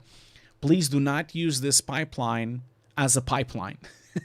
It's not. I'm just inventing as we go, and I'm just like basically doing a specific, you know, I'm literally just showing you the potential of this, nothing more than that. I'm not telling you should write the pipeline like this. So basically what I'm doing is I'm going to have a lot of folders for shot 10, shot 20, shot 30, shot 40. Each of them will have a plates folder, and one it will also have a folder for the script. So this, let's say for example that this is a script, and let's for example also say that each of them has maybe a folder for the render. Okay, so let's be very basic here, you know, and think, okay, each shot will have a plates folder, which will have the original footage. Each shot will have a script, which will have my Nuke script. Each shot will have a render, which is the output of my composite. So once I have established those things, now I can start establishing what type of files I want to create. And again, keep in mind, this is nothing more than for me to basically like make folder structures. And I'll promise you'll see something evolve, okay? I do promise that. So inside plates, you want to have the folder. So I'm going to press the file itself. So this is going to be a file, and then now I have to tell them what type of file it is. So you can either have it as a Nuke script, a write node, external render, a notation, you know, it can let you do all those things, or you can do a transcode. In this case, all the footage is red footage, and I do not want to have red inside my Nuke script, because red is really heavy. The footage of red is really heavy, so I don't want to use that. I want to transcode it to something. We'll talk in a minute what it's going to transcode to. Now it's important to establish the name. Okay, so the name is going to be shot, which is the name of the shot. Then I'm going to say comp, conform, because that's going to basically, I can either call it plate or conform. I might just call it conform. And then I will have a version for the conform. So in case we have multiple versions of the conforms or multiple versions of the edits, you might want to consider having a version there. Again, not doing the thing now. I'm just like showing you a potential of a file structure for your project. Sorry, I'm trying to do that. So in here, this would be an EXR. Now, for this to become an EXR, you do have to tell them that it should be an EXR. Unfortunately, Nuke is a bit awkward on that sense. So I need to like actually tell them that I want an EXR. I'm going to tell them that I want a default color space. I just want our RGB because it's just footage that I'm doing on this plate.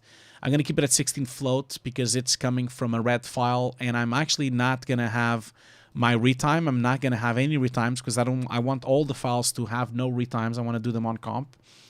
And obviously there's other options here. We can burn in some gizmos. You could add some gizmos if you want to have something. You can actually have nodes as well. You can import nodes into here, which allows you to actually put multiple types of nodes here. I'm not going to do that. And also you can keep the scripts. There's a lot of options. Again, we won't have time here today to go through all of this because there's so much to go through, which is this software is so big, and we're only doing it limited time workshop. And I'll be honest, this workshop was only supposed to be 2 hours long, and it's already been like what 2 hour, it's already 15 minutes to the 2 hour mark. So we're never gonna get everything we want there. And before I do a quick break, because I want to kind of get back to this, we're going to do the giveaway of the first license right now. But I'm going to answer a quick question here from Akam. Thank you so much for being here on the chat cam. So best compression for EXR. It's really important for you to understand that the compression really has to do with how small the file will be and also the speed you'll be able to use. Obviously, if you put none, that is the best quality of everything on the file, but it's also the slowest. It's also like the fastest because it doesn't have to decode and encode, so it's fastest for playback, but it's the biggest file. If you put zip, it's kind of still full quality image, but it's zipped just like a zip, so the file itself is zipped, so it is still full quality just like uncompressed, but it will take longer for Nuke to decompress and compress, decompress and decompress. So when you play it back, it will be slower to play back. Keep that in mind. The same goes for 16 scale, and all of them are kind of that. And then of course then you go to the DreamWorks ones, that are the lower ones here, which are actually similar to a JPEG. They kind of like compress the image in terms of quality, but they are like a fraction of the size of an EXR. So they still have dynamic range, but they are much faster. No, they still have the full quality of an EXR with dynamic range, but they are so much smaller, almost like a JPEG.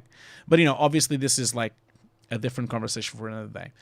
In the meantime, let's do the first giveaway. And so what I'm going to do is I'm going to ask you, if you have not done yet, to please sign up to the giveaway. Remember, the giveaway is free. I will do 2 of them, one at the end. I'm going to do one now. So I'm just gonna actually open up the giveaway here. So so last chance for you to enter for the first license. I'm gonna just literally give it to the first person. Now here's the rule: you have to be on the stream. If you're not here and your name shows up, I will select another person. Okay, just to let you know, I will do that. So we'll do the giveaway now, and then I will do a break, and then we'll continue the workshop. So I am going to then roll the dice here with the winner. So we have, how many? 531 people that entered. That's a lot. And I'm going to basically, one thing I do need to change is the timing, because it says that it's 44 minutes long, 44 minutes to go. And it has to be a bit longer because obviously we have not reached that yet. So I'm going to just put 2 here instead. So I'm going to just make it a bit longer. So you guys all ready for the giveaway? Everyone is ready for the giveaway? Hope so. I really hope so. Okay, cool. I'm going to roll the dice to the winner. So I don't have a rolling dice sound here, but let's just do that. So, okay, so I'm going to draw a winner. Again, like I said, you have to be present here, okay? Otherwise, if you're not present, you're not going to get it. So I'm going to draw the winner now. So I'm going to draw the first winner. Okay, let's see here. I'm going to draw 1 winner. Okay, so let's see here. Okay, so there are 130 people here, potential winners. So let's just go with this. Let's go. Okay, so I got the first winner here. So let's see here if he's here. So obviously I don't know the real name on YouTube that you have, but at the moment the winner right now is Imag Tango. So that's the name of the winner. Is he here? Are you here?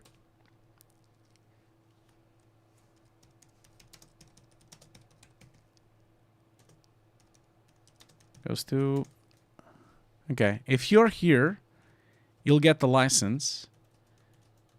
If you're not here, I will roll the dice again. Are you here? I typed it on the chat here now. Are you here?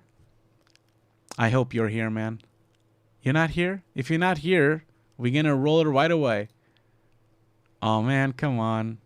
He's not here, man. He's gonna really hate this when he watches it later. He's not here. He's gone. I guess he's gone. Maybe he's gone. Yeah, I think he's gone. This happened this happened 4 weeks ago as well. We also we also had this 4 weeks ago. Like when I was doing the BenQ monitor giveaway, the first person that showed up wasn't here either. So yeah, well, I'm gonna do it again then. He wasn't here, so he's gone. He's not gonna get the license, man. I am sorry, man. I am sorry. Okay, we'll do it again then. People knew that, man. This happened 4 weeks ago. People, like, someone got a BenQ monitor for free, but they weren't here. He's having a bathroom break. Oh man, I hope not. Is he? I hope he's not gonna come back in like 2 minutes and. Okay, I'll tell you what. I'm gonna give him a couple of minutes. Okay, I'm gonna give him a couple of minutes, and then if he's not here, then we do it again. Okay, we'll do that. So I'm gonna do a break. We're gonna all stretch our legs, get some water. I will do the break only for 5 minutes now this time, and so when I come back, if he's not here, he's gone. We're gonna do it again. Okay? What does that sound like a plan? He's trying to compliment the offer. I love that. Oh my god. That's amazing. He's trying to compliment the offer. Oh my god. Well, anyway. Yeah, we'll do a break. Okay? So I'm going to do a break. In 5 minutes, I'll be back, and then we'll see if he's still here, okay? So I'll see you very soon. Go in, stretch your legs, and I'll see you guys very, very soon, okay?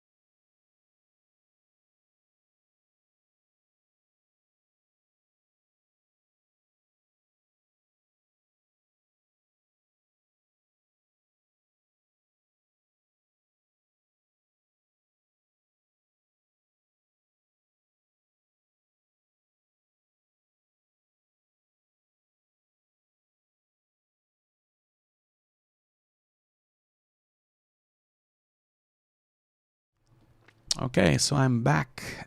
So I'm just gonna check if he's here. So remember, we did have a winner for the giveaway, but I don't know if he's here. So let's just find out. I gave him 5 minutes, so we had a break of 5 minutes. So I think I was fair enough here.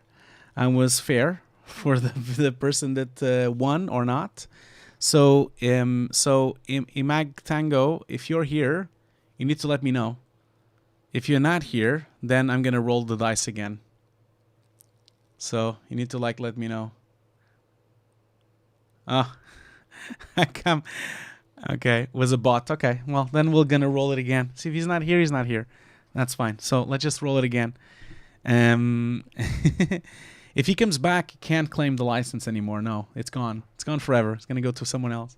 So you can't do that. You can't just claim it to someone else. So like it's gone. It's gonna be gone forever. Okay, so I'm gonna roll it again. Okay, I'm gonna just go into the software here, and I'm just gonna roll it again. I love people saying like, "Oh, he's back. He's back. He's back." No, I'm not. Cam, you can stop messaging him. I'm gonna roll it again. Okay, so I'm gonna draw another winner. So I'm gonna do it now. Let's see here who else is going to win. Okay, so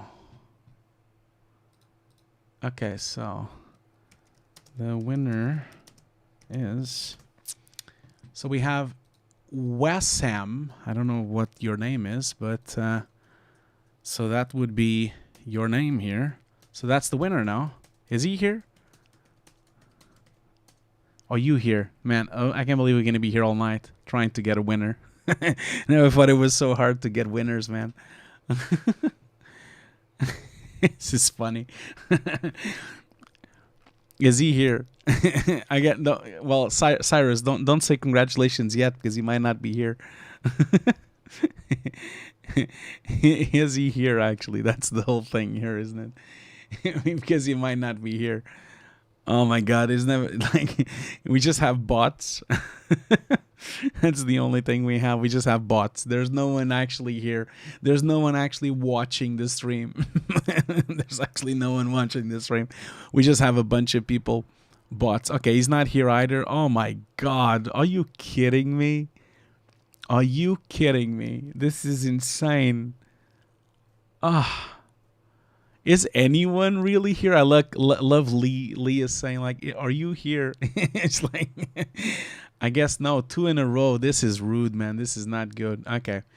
I'm not going to wait 5 minutes anymore. Sorry, man. You've lost again. So I'm going to roll it again. Okay. I'm not going to, yeah, Eve's not going to show up. So I'm going to roll it again.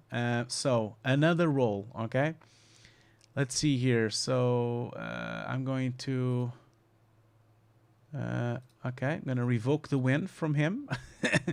Revoke the win from both of them. And I'm going to draw another winner, okay? So let's see here. And draw another winner. Let's see who is this time. Okay, so now I have Ricardo Viana. Is he here? Is he here? Is Ricardo Viana actually here? Are you here, Ricardo? You're either Portuguese or Brazilian. Are you here? Don't tell me you're not here either. Man, come on. Is Ricardo here? Really? Oh, we're going to be here all night. Oh my God. This is just insane. Okay, Ricardo is not here either. Okay, Jesus. What the hell? Are you kidding me? What, he's not here either? Jesus Christ. Oh my God. This is just nuts. He was here just a minute ago, really? You've talked with Ricardo.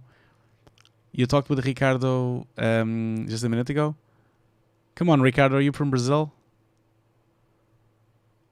Oh my God! This, you know what's happening here. We're not actually doing the workshop because of this. We just stopped here now. Yeah, he's not here. No, he's not here. Oh my God! This is just insane. Like no one is here. Maybe I should have said this on the beginning. I should have warned people like, you have to be here. Maybe I should have warned. Oh man, I think I should have done that. Okay, he's not here either. So okay, I'll just like roll it again, I guess. Jesus Christ. I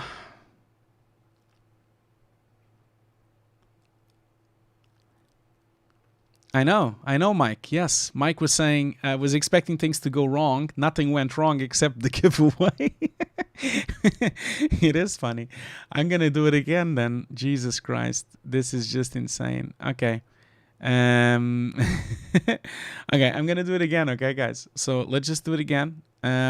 So gonna do it again. I'm doing another draw. I just keep doing draws the whole night. That's the only thing I'm doing now. Okay, so now we have René. Is René here? Okay, let's see here. Winner is René. I don't know who that is, of course, but that's that name. Is he here? He or her? I don't know who it is, but is René here?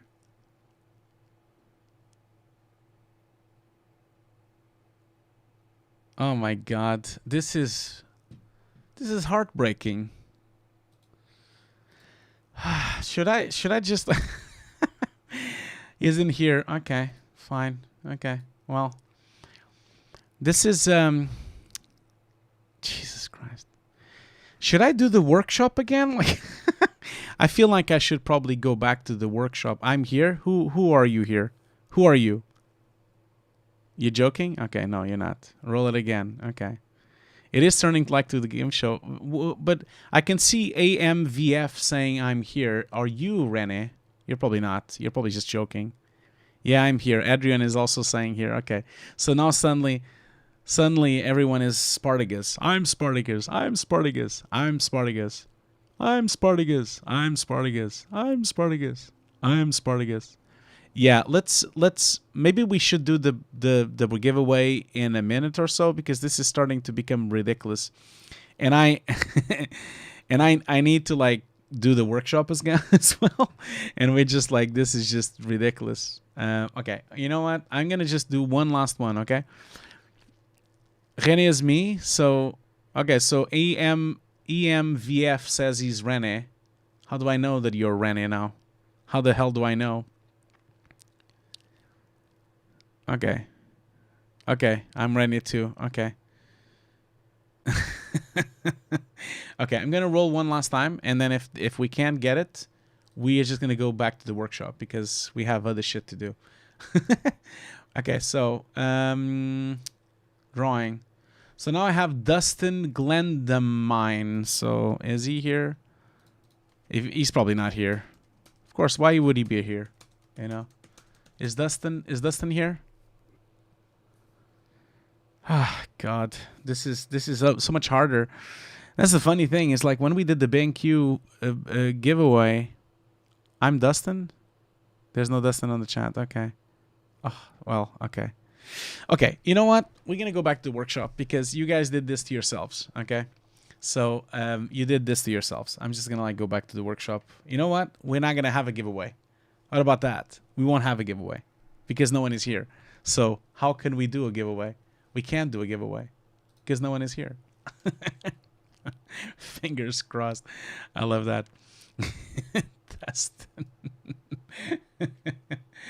Okay, anyway, let's just go back to this quickly. I'll try the giveaway in a minute because we are already very behind. We should have done this thing already. So, as I said, we're doing a conform plate of EXR, and then for the script itself, we also want to do a script here.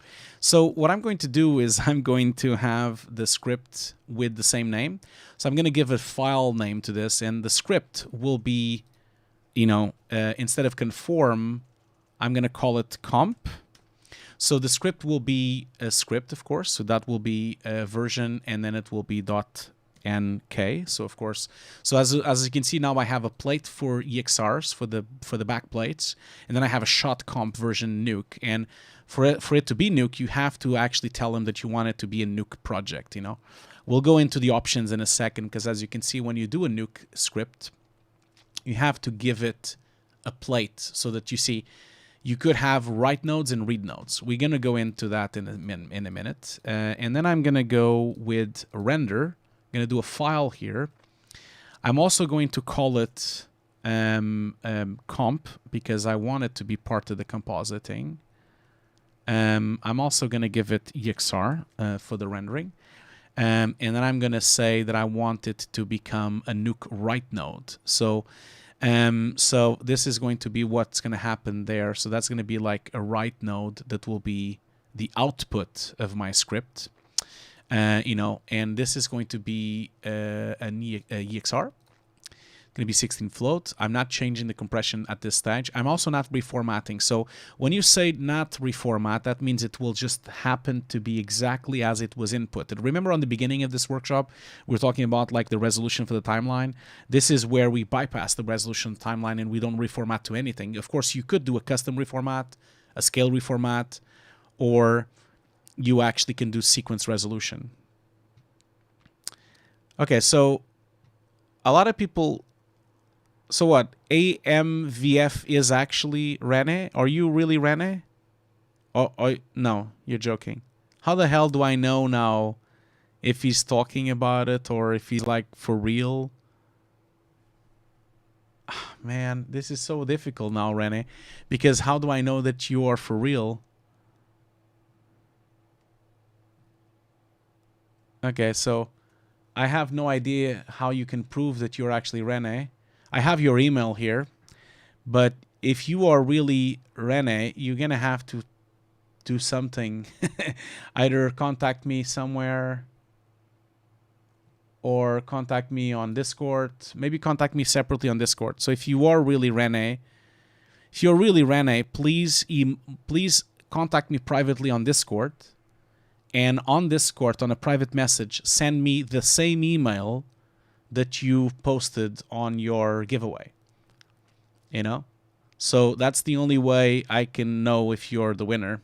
So just send the email, send me a Discord message with the email. Yeah, you are Rene. Look at that. You actually wrote that. Yeah, so we do have a winner, you see? Because Rene basically just wrote the email there. So you are Rene. Okay, cool. Excellent. So you did win the license. Excellent. Congratulations then. So the first winner is EM. Sorry, man, I didn't believe you. But now you've said the email, so now that's true. Okay, cool. So we do have the first winner, which is Rene. He just proved that he is Rene because I saw he just wrote the email on the chat. And so congratulations, man. I'm so sorry I didn't believe you because you had such a weird name on your thing, man. Congratulations. You've won, man. Congratulations. Everyone is upset now. But yeah, congratulations, Rene. You have won a 1-year license, a 1-year license of Nuke Indie. So I will email you at some point. And I'm so sorry I didn't believe you, but I'm really glad that you proved that you are Rene. So I hope that you are happy. Are you happy by getting the license? Are you happy with that? Did you needed a license? Can you tell me that? Are you happy for getting it for free?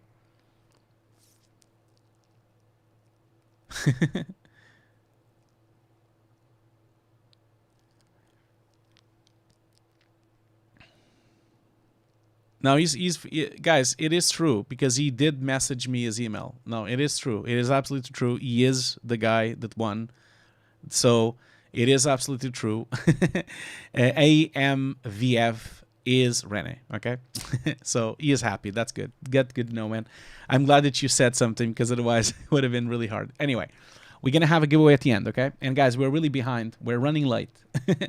But let's just try to wrap this up at least so that you guys can see what I'm trying to do because I'm sure you guys are really confused with everything. Anyway, as I was saying, I'm trying to export 3 things here, okay? So I'm trying to export the plate, and this would be an EXR. I'm trying to make a Nuke script. The Nuke script will have a write node and a read node as well.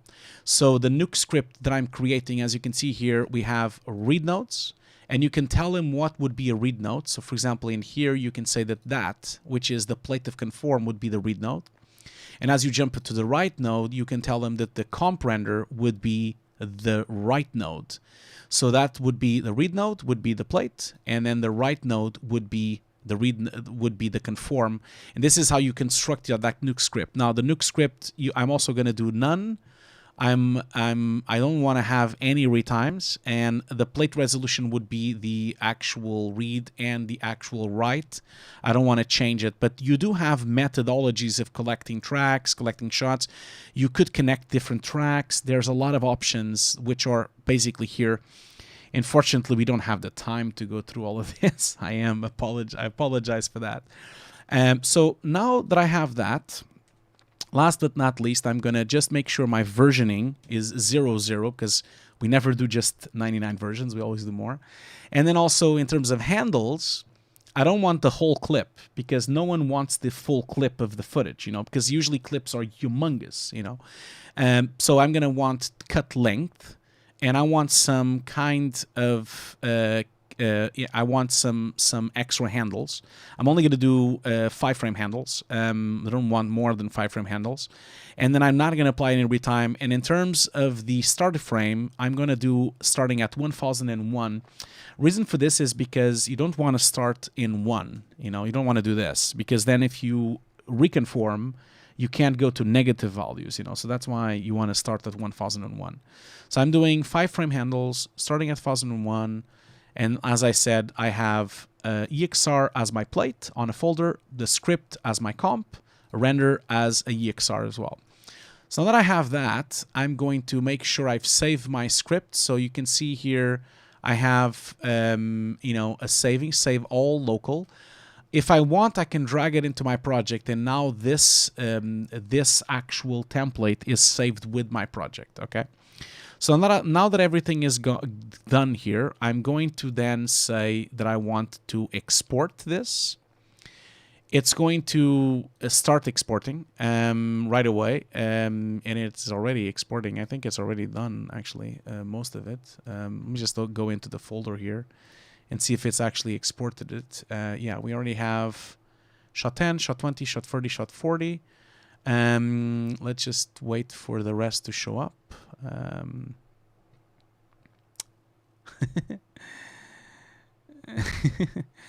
Okay, so where's the render though? Wait a minute. Did I forget to... Wait a minute. Did it render? Sorry. Did I forget to actually click on it? Sorry, let me just double check here. Where is the viewer? Let's see here. Where did the render go to? I closed it, of course, and I shouldn't have closed it. Sorry about that, guys. So I want to have the export queue. Okay, so it has finished all my scripts. Oh, okay. It didn't finish my rendering. Why is that? Oh, it says it actually did not do it. Why is that? Sorry, guys. I probably did. It is a bit late, so I probably did some mistake. Let me just go in here to my export here. So I have shot conform version EXR, transcode to EXR. That's all good. Did I forget something? I'm a bit confused now because it should have rendered. Yeah, it is a bit tired. It's like it's already almost 1 o'clock in the morning in London. This is the thing with doing workshops for Brazil, And again, to all the people from Brazil here on the stream from VFX Rio, muito obrigado por estarem no stream hoje. Muito obrigado mesmo por estarem aqui. E muito obrigado pelo apoio. Pelo apoio que vocês todos me dão durante estes anos todos. Muito obrigado e olá Brasil. So, I don't know, man. I'm not really sure what I did wrong, but because I have everything here rendered, I'm sure this was a stupid thing that I probably did somewhere. I am definitely doing a transcode. On my Nuke script, though, I am saying that my read nodes would be that one. Yeah, including, well, I don't have any effects. And then my write nodes would be that one. That's all correct as well. I have... position it to the correct place. The folder structure is correct. The file structure is correct. Clicked length is correct. No retimes. Custom one. Not sure why it's not exporting.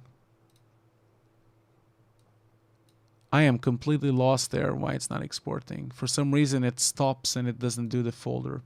Well, this is awkward, right? Because it worked fine this morning and yesterday when I tried it. But of course it's not working now. Why would it? I'm only getting a script. I'm actually not getting an encoding, which is very awkward. Not sure there what happened here. I'm sure it's my mistake. It's always my mistake. It would have been all my mistake. Oh, wait a minute. I think I remember. I know why this is failed. And this is really because I'm tired. I am so sorry, guys. I am really tired. That's why this broke. Because you see, all of them are shot 20, but I forgot to pinpoint them into the tracks. That's why this crashed. I am so sorry, guys. Again, don't do these kind of things while you're doing a stream, while you're trying to do giveaway, while you're doing all these things. The reason for this to fail was this, because each plate needs to have a subfolder for the tracks. Otherwise, we're going to repeat the folders, So that is why this is not working. So we need to have a subfolder for the track, and then the shot has to be inside of it. And then each shot has to have a track as well, because we need to know where it came from, So in this situation, we would have to say track, because we've named the tracks because all shots have the same name. That is why, So that means that the plate would have to have a track number. So then we have track 1, track 2, track 3, track 4, or track of green screen, or track of lens grid, all those kind of things. And then inside the shot, each shot would have a track name as well. Now, for this to work, I would now have to make sure my read node is that track, which it is, and my write node is the correct one. So I do apologize for this. It's just that it's, it has been 2 hours already. It's actually been 2 hours and 15 minutes. And this is why I can export it without handles. And this is why it broke, because all shots are called shot 20, they all got reversed on top of each other. So nothing would ever work, because nothing would ever go there. So let me just export now. And now it will process. You see, now it is rendering. I am so sorry for that. Because you can see now it is actually rendering the shots. So sorry for that. That was my mistake. While we're waiting for this to render, I can actually go in here and kind of see that we are getting plates now, you see. I'm actually going to minimize this because this is annoying as hell. So we have a script and we have so you see we have a reference folder. And then we have ungraded plate V1. So we're going to now start having all the plates we render. So we just have to wait a little bit. And while we're waiting, I can just go through some of the questions as well. Does anyone have any questions so far? This stream, unfortunately, was not exactly what I thought it was going to be, because I had so much more to show you. I still wanted to show you soft effects. I wanted to show you manual linking. I want to show you rebuilding the track from composites. But the last time I did this workshop, which was at the View conference last year, it was a 5-hour-long workshop, and I wasn't expecting me to be able to put everything today. I think this is going to be the first of many, most likely. And I do apologize if it was a bit confusing. I am trying my best, but it is very late here, and it is always a bit awkward to do it this late. But yeah, as you can see, we have now plates here. It's still rendering the first batch, so it's going to take a while. Because it's, of course, a lot of plates. Shot 20 has a lot of different shots, so it's actually making that now. I only have ungraded one, and then I have all the other plates. I think shot 20 is the one that is going to take a bit longer. So we just have to wait for it to render. So to answer your question, Huhan Takebi, Nuke Studio is much stable now. Yeah, it's much more stable. It doesn't really crash as much as it did. It's a lot more stable. It's a lot more rock solid, really, especially if you have a really fast machine and if you have a lot of RAM. RAM is really the thing, And as you can see, here, we started with 200 and I have 288 gigs of RAM. And as you can see, just by having this enormous timeline open, I already only have 92 gigs of RAM left, because at the moment, Nuke Studio is basically well, the big hoggers here are Nuke Studio, Safari, and also OBS, because OBS is actually, Safari is running 7 gigs. OBS is running around 2 gigs, and then Nuke is running 138 gigs of RAM. It's insane.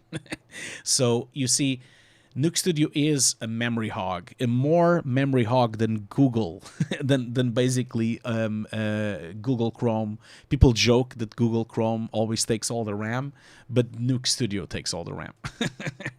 So that's the thing. But as you can see here, you see now we have all the plates here. So as you can see, this is incredibly powerful. So you see here that we have now a shot 20, we have a plates folder, we have a script folder, and inside there's every single folder there, oh, wait a minute. My machine crashed there, I think. Did it crash? I think it did. Oh, no, it didn't crash. It just hanged for a little bit.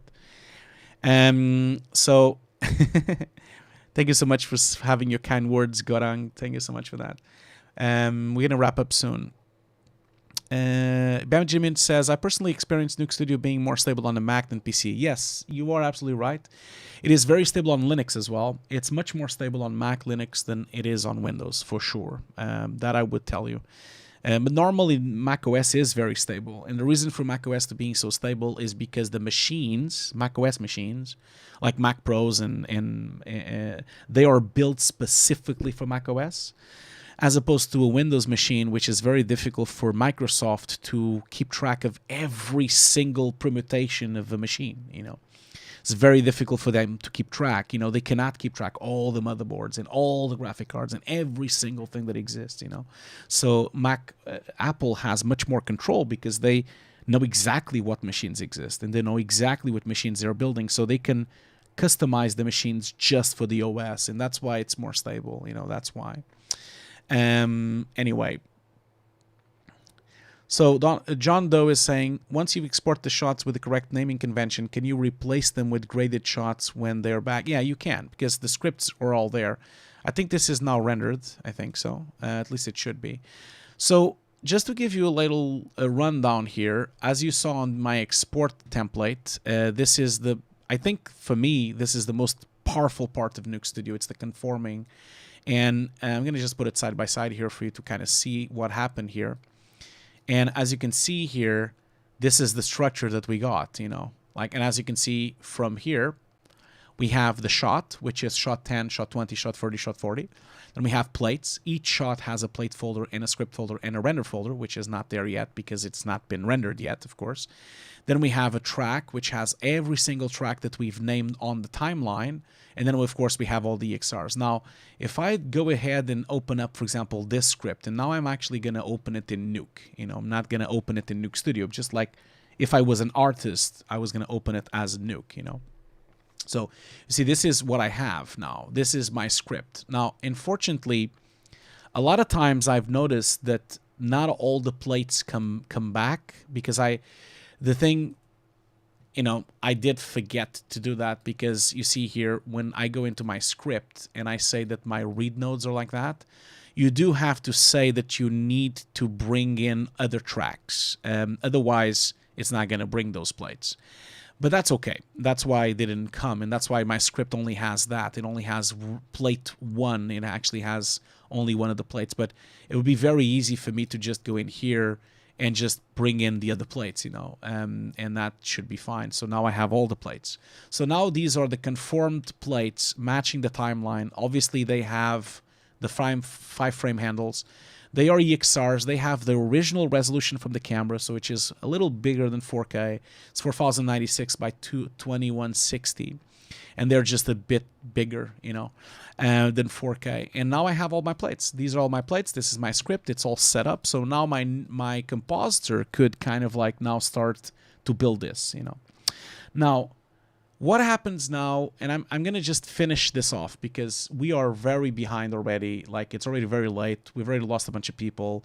I've promised the Foundry this is not going to be more than 2 hours. It's already 2 hours and a half long.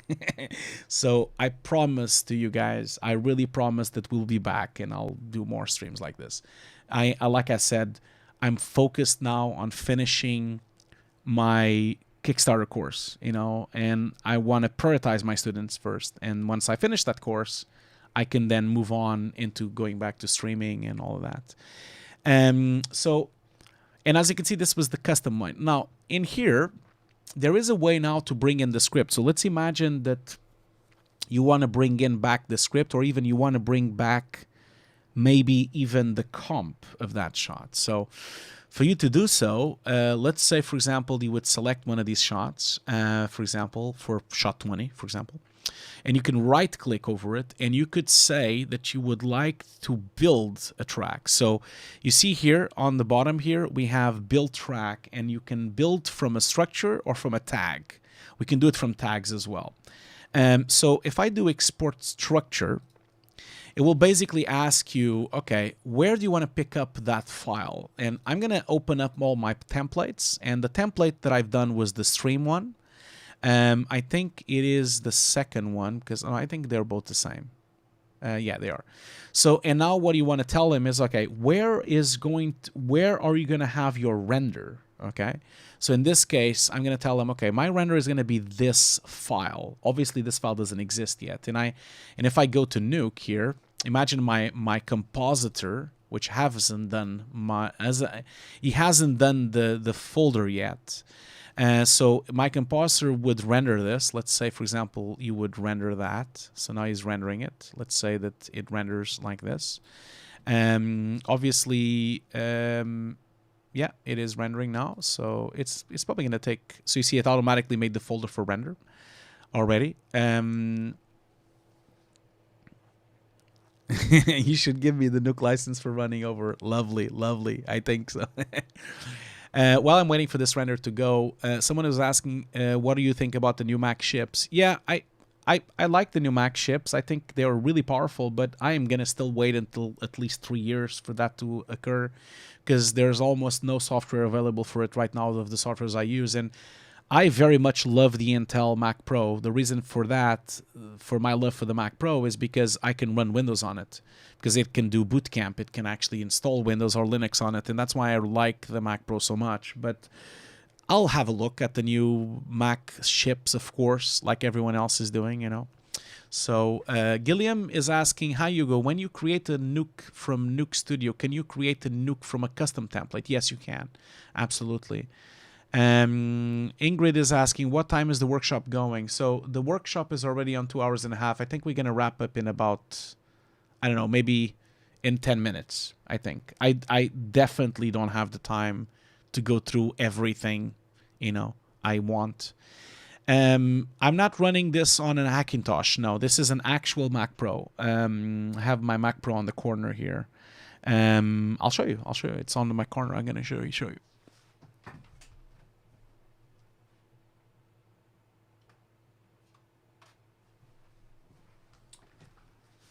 I know it's very much on the side there, but you can see it just creeping in on the corner there. I know it's defocused as well. Let me just focus the camera. It's really defocused right now. Let me just like do that real quick while we're waiting for rendering anyway. So let me just like defocus this thing. Go to the power pocket here. Connect. I'm controlling my cameras through my phone so that I can focus and change light and all sorts of things. So let me just focus that camera because it's defocused, because I just changed the lens to it. So there you go. Yeah. So you can see here, you creeping in just on the corner there is the Mac Pro, the new Mac Pro. That's the 28 core. And then next to it, it's the RAID system that I was talking to you about, which is basically the last C12 big, which is 12 hard drives. And then, of course, in here I have my Blackmagic, my monitors, and I have all my Fallout things up there. So I don't use a Hackintosh. No, I don't. Anyway, let's go back to this thing. It's now rendered, so I'm gonna save. So this, imagine that this was like a compositor, you know, would have done this, and in fact, I can just like, you know, even do new version. So now this is version 2. And I can now, let's say that we put like, you know, maybe we swap it with another clip or something. I don't know. I'm just like inventing versions now here. So let's just say that this is now the new version instead. And now I would render that version instead. So while I'm waiting for that version to render, I'm going to go back to my script. Remember, I told you that I was pointing to where the version of the render was. And so that's what you can do now. Once I have this rendered, now I have two versions. And then I can point like the version so that I can bring it back to the timeline. Yeah. The model of my chair, I can't remember the name of it. I'm just going to check. It's the neon. It's called, well, we're waiting for rendering anyway. It's this one here. So Neo chair. It's really nice. It's this one here. Yeah. I'll put it on the chat. It's this chair. That's the chair I have.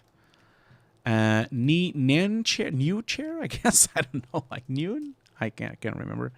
What the name is. I'm just like gonna get the link here and put it on the chat.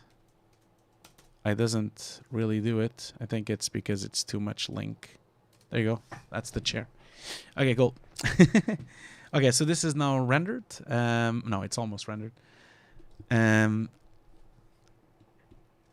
A lot more workspace on Hugo's new desk. Oh yeah, yeah. My desk is now huge. Like as you can see, I still have space because I still have space on that side. I have a huge amount of space on here, and then behind me, I have a lot of space as well. Because you guys don't see that, but in here, I'm gonna do a full thing here. But you can see if I put my wide lens, just yeah. So you see here, I still have a lot of space there. I have like all my games, all my consoles. On this side here, these are all my consoles. You don't see all of them. They're all over there. You know, there's like 22 consoles there, from the 3DO to the Jaguar to the Nintendo 64 to the Xbox original, and then the PS5 as well. There's all of them over there.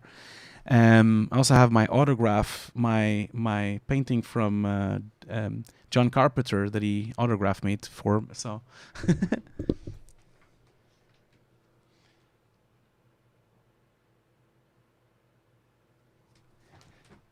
Anyway, I'll do a tour of my office one day. I need to do a video about it now. Now that I have a new office, I need to like do a new video because this is a much nicer office now. Anyway, going back to this.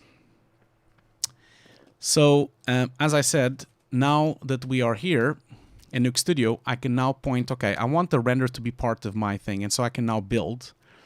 If I do build, it will now bring my comp. You see, it actually brought my comp. And if I zoom in here, this is now my comp. This is the render, not the script, right? So, and if I click the version, you can kind of see that only shows up version 2 because it always picks the... And actually, the funny thing about this is you can actually even see the handles. You see there? There's 5-frame handles on each side, which he has cut because he knows he doesn't need the 5-frame handles, because I've rendered with the 5-frame handles, but he's actually going to cut them from the timeline because he knows he doesn't need them, because he knows the metadata from all the scripts. Now, obviously, it's only giving me version 1, version 2, because I haven't cleared the version. So for that to work, you would have to like tell him, okay, right-click, and I would have to like do versions and then say scan for versions. You would then find the new version, and now we have 2 versions. We have version 1, and then, well, I'm not actually, I probably should show it on the screen. Oh yeah, that's right, sorry. I'm not showing all tracks. I need to show all tracks, otherwise it's not going to show up. Yes, I have a John Carpenter, yeah, because I met John Carpenter a couple of years ago, and so he made a drawing and did an autograph on it. I have it on the wall here. So, yeah.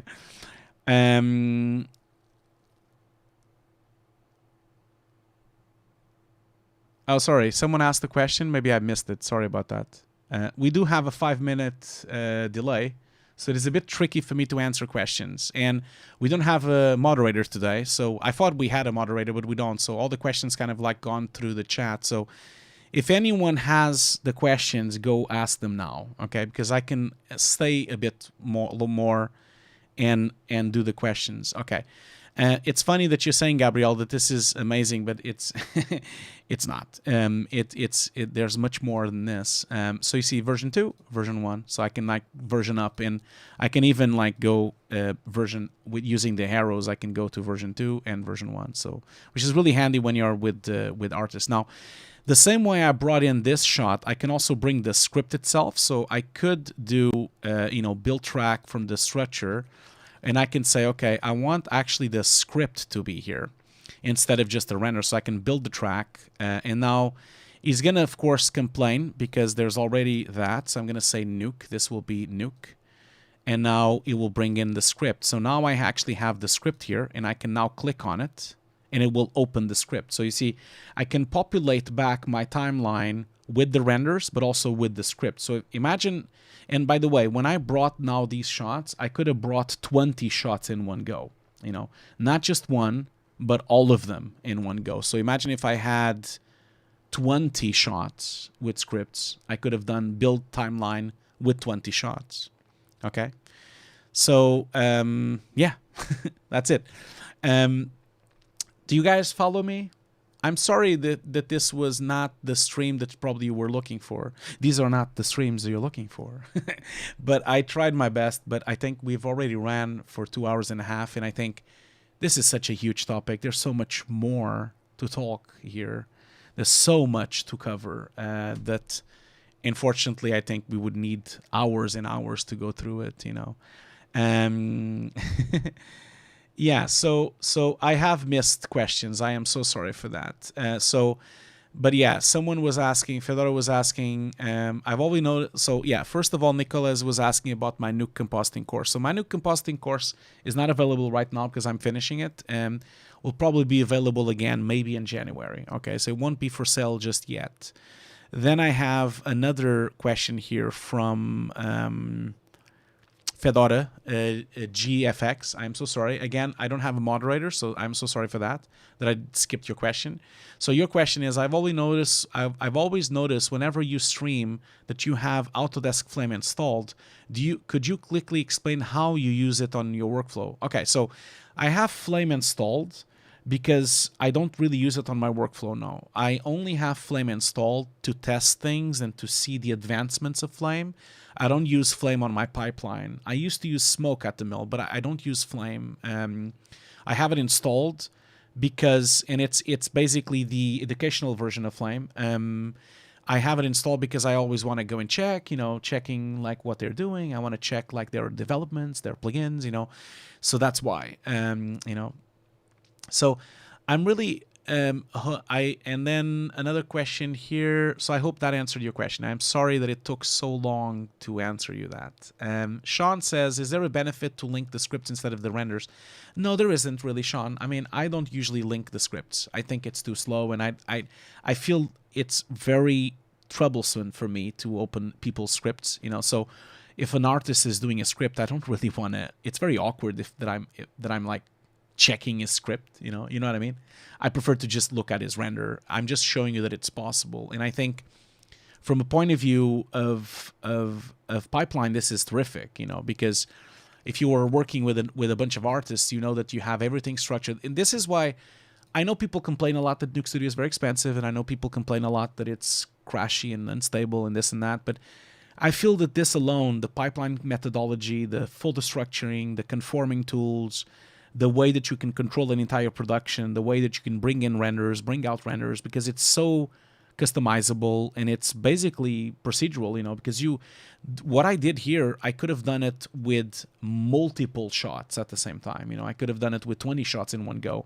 In fact, when I was at the mill, I would conform huge edits, of like 2 minutes long, 3 minutes long, with 20 VFX shots in one single click. And I think a lot of people misunderstand what Nuke Studio is. Nuke Studio is really a pipeline tool. It's not really an editorial tool. I hope you guys know what I mean. And yeah, so I hope that makes sense. Let's see here. Other questions. Please keep giving the questions. We're going to do the giveaway very soon. So thank you so much, Mike, for saying that you think that it was a lot of useful information. Thank you so much for that. Let's see here. Mikhail asks, do you think it's better Nuke Workflow, SSD, RAID, or M2? I think M2 is the fastest, so go for that. Go do that. Mr. Jokin says, did you try the new MacBook M1? No, I have not. No, I think it's not going to work. No, Nuke is not compatible with it yet. I think it will probably run on Rosetta. It probably will run on emulation, but it won't run natively. No, not yet. Osama says he missed my streams. Thank you so much for saying that. Muito obrigado. Yes, muito obrigado to all my Brazilian fans there as well out there. Yeah, so yeah, Jonatas is asking about my course. So I'm going to answer him in Portuguese because he asked in Portuguese as well. So, o meu curso não está disponível ainda, eu estou a acabar o meu curso ainda. O curso vai provavelmente voltar a estar à venda em janeiro ou fevereiro. Por isso, fica atento ao meu social media e eu vou anunciar quando o curso estiver à venda outra vez. Por agora ainda estou a acabar as aulas do curso do Kickstarter do último, ok? Obrigado por teres perguntado, Jonatas. Yeah, Fedora is saying, yes, Flame does have some cool developments. It does, man. Flame is awesome at the moment, and I am still considering looking more into it. They have a lot of developments. Adrian is saying, Smoke is dead. I don't think Smoke is dead. I don't think so.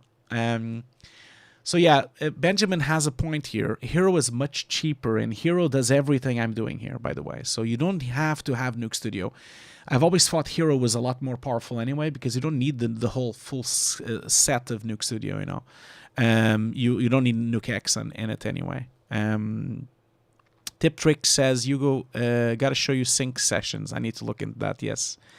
Okay, cool. Well, I hope you guys have enjoyed this. I am so sorry that we didn't cover everything, and I still had, like, man, I had lists and lists of things I wanted to cover, and I'm such an idiot because I thought I was going to cover everything. I didn't even...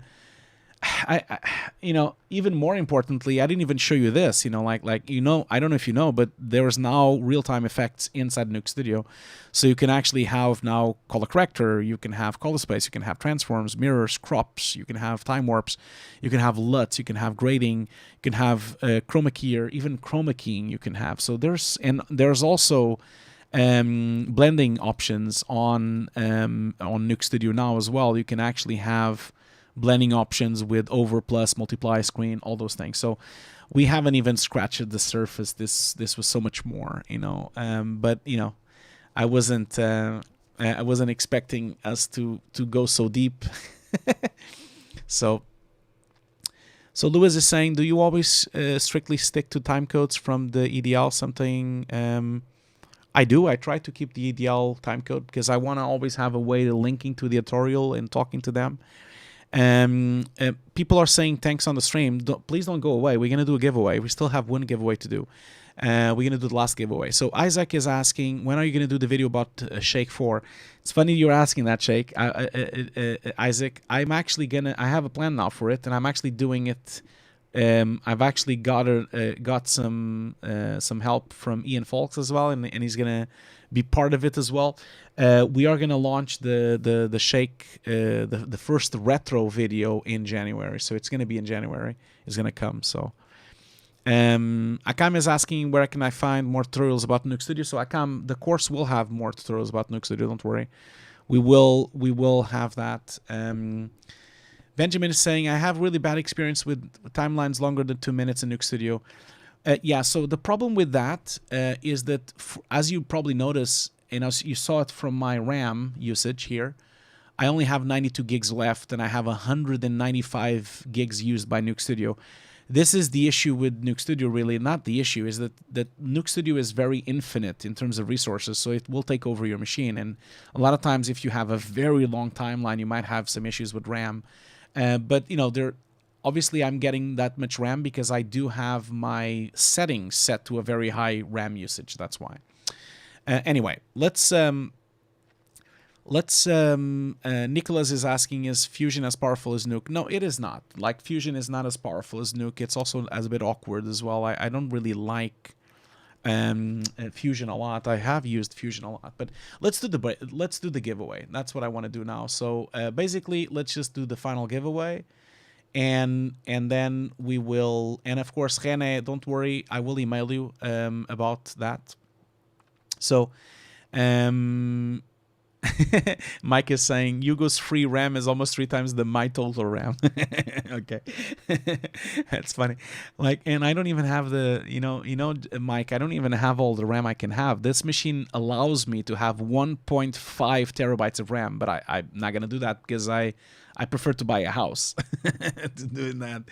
So okay, let's just do the last giveaway. So guys, were you ready for the giveaway? I'm gonna just open up the giveaway and see how much people we have on the giveaway, and let's just do it. So let's do the final giveaway. So Rene was the last winner, and let's do the final winner. So let's just draw the winner. So I'm gonna do it now. Let's do that now. Last winner of the giveaway. I hope this is gonna not take as long as it did last time. So the winner now is going to be. Wait, sorry. It's going to be Jack. Jack Brinkley. Is he here, Jack? Is Jack Brinkley here? Jack here? Jack is not here. He's not gonna get it. Cool. So Jack, look at that. First time. So Jack just won the second Nuke Indie license giveaway for the day. So so that's it, man. So that's it. That's the 2 giveaways there, man. There's no more giveaways. I am so sorry for all the other people that didn't get the giveaway, but that was it. So Jack, I will email you at some point with the giveaway, and also Rennie, I will email you as well with the giveaway. Again, I apologize if this stream wasn't everything you wanted for. I'm sure you had a lot more questions. Promise I'll go back to Nuke Studio. Don't worry. You can always bother me on Discord or on Patreon and ask me to do more. But yeah, Jack just showed up 5 minutes ago. It doesn't matter, man. He's here, so I'm not counting that. So yeah. Again, thank you so much for everything. I hope this was informative. This video will be online on my channel at some point. I just have to check it and see if I need to trim anything out. Once it's done, that trimming and everything, I will make it available. Also, for all of you in Brazil, the VFX Rio will make a full dubbing in Portuguese of this video. And then once they do the dubbing in Portuguese, they will make it available on their Vimeo channel. Okay, so for all of you Portuguese that would like Portuguese or Brazilians that would like to hear it in Portuguese or in Brazilian, Portuguese, sorry, you can wait for VFX Rio. They're going to do a full dub. It won't be with my voice, though, which is going to be weird because I can speak Portuguese, but I'm not going to be speaking it myself. But anyway, it was really great to be with you guys here. It was almost 3 hours long. I am so sorry that it was so long. I think I'm now getting into this rhythm of doing 1 stream a month on YouTube. So I'm going to continue doing that. A month ago, I did the BenQ stream, which we talked about, called screen calibration. This week, we did the Nuke Studio stream with Nuke Studio's giveaway. The other one was a BenQ giveaway. Next up will be next month. We'll do another YouTube channel stream.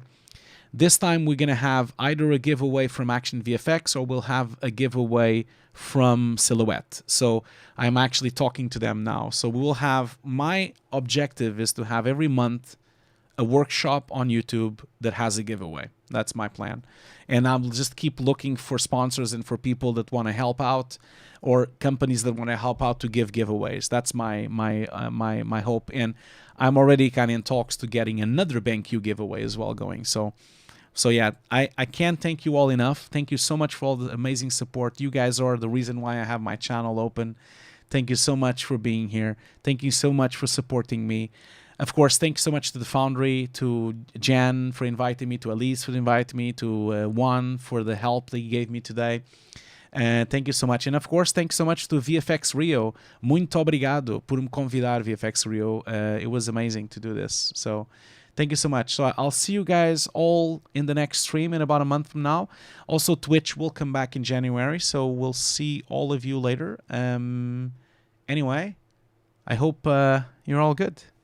Goodbye, everyone. Goodbye. Goodbye. Goodbye. Goodbye. Goodbye. Goodbye.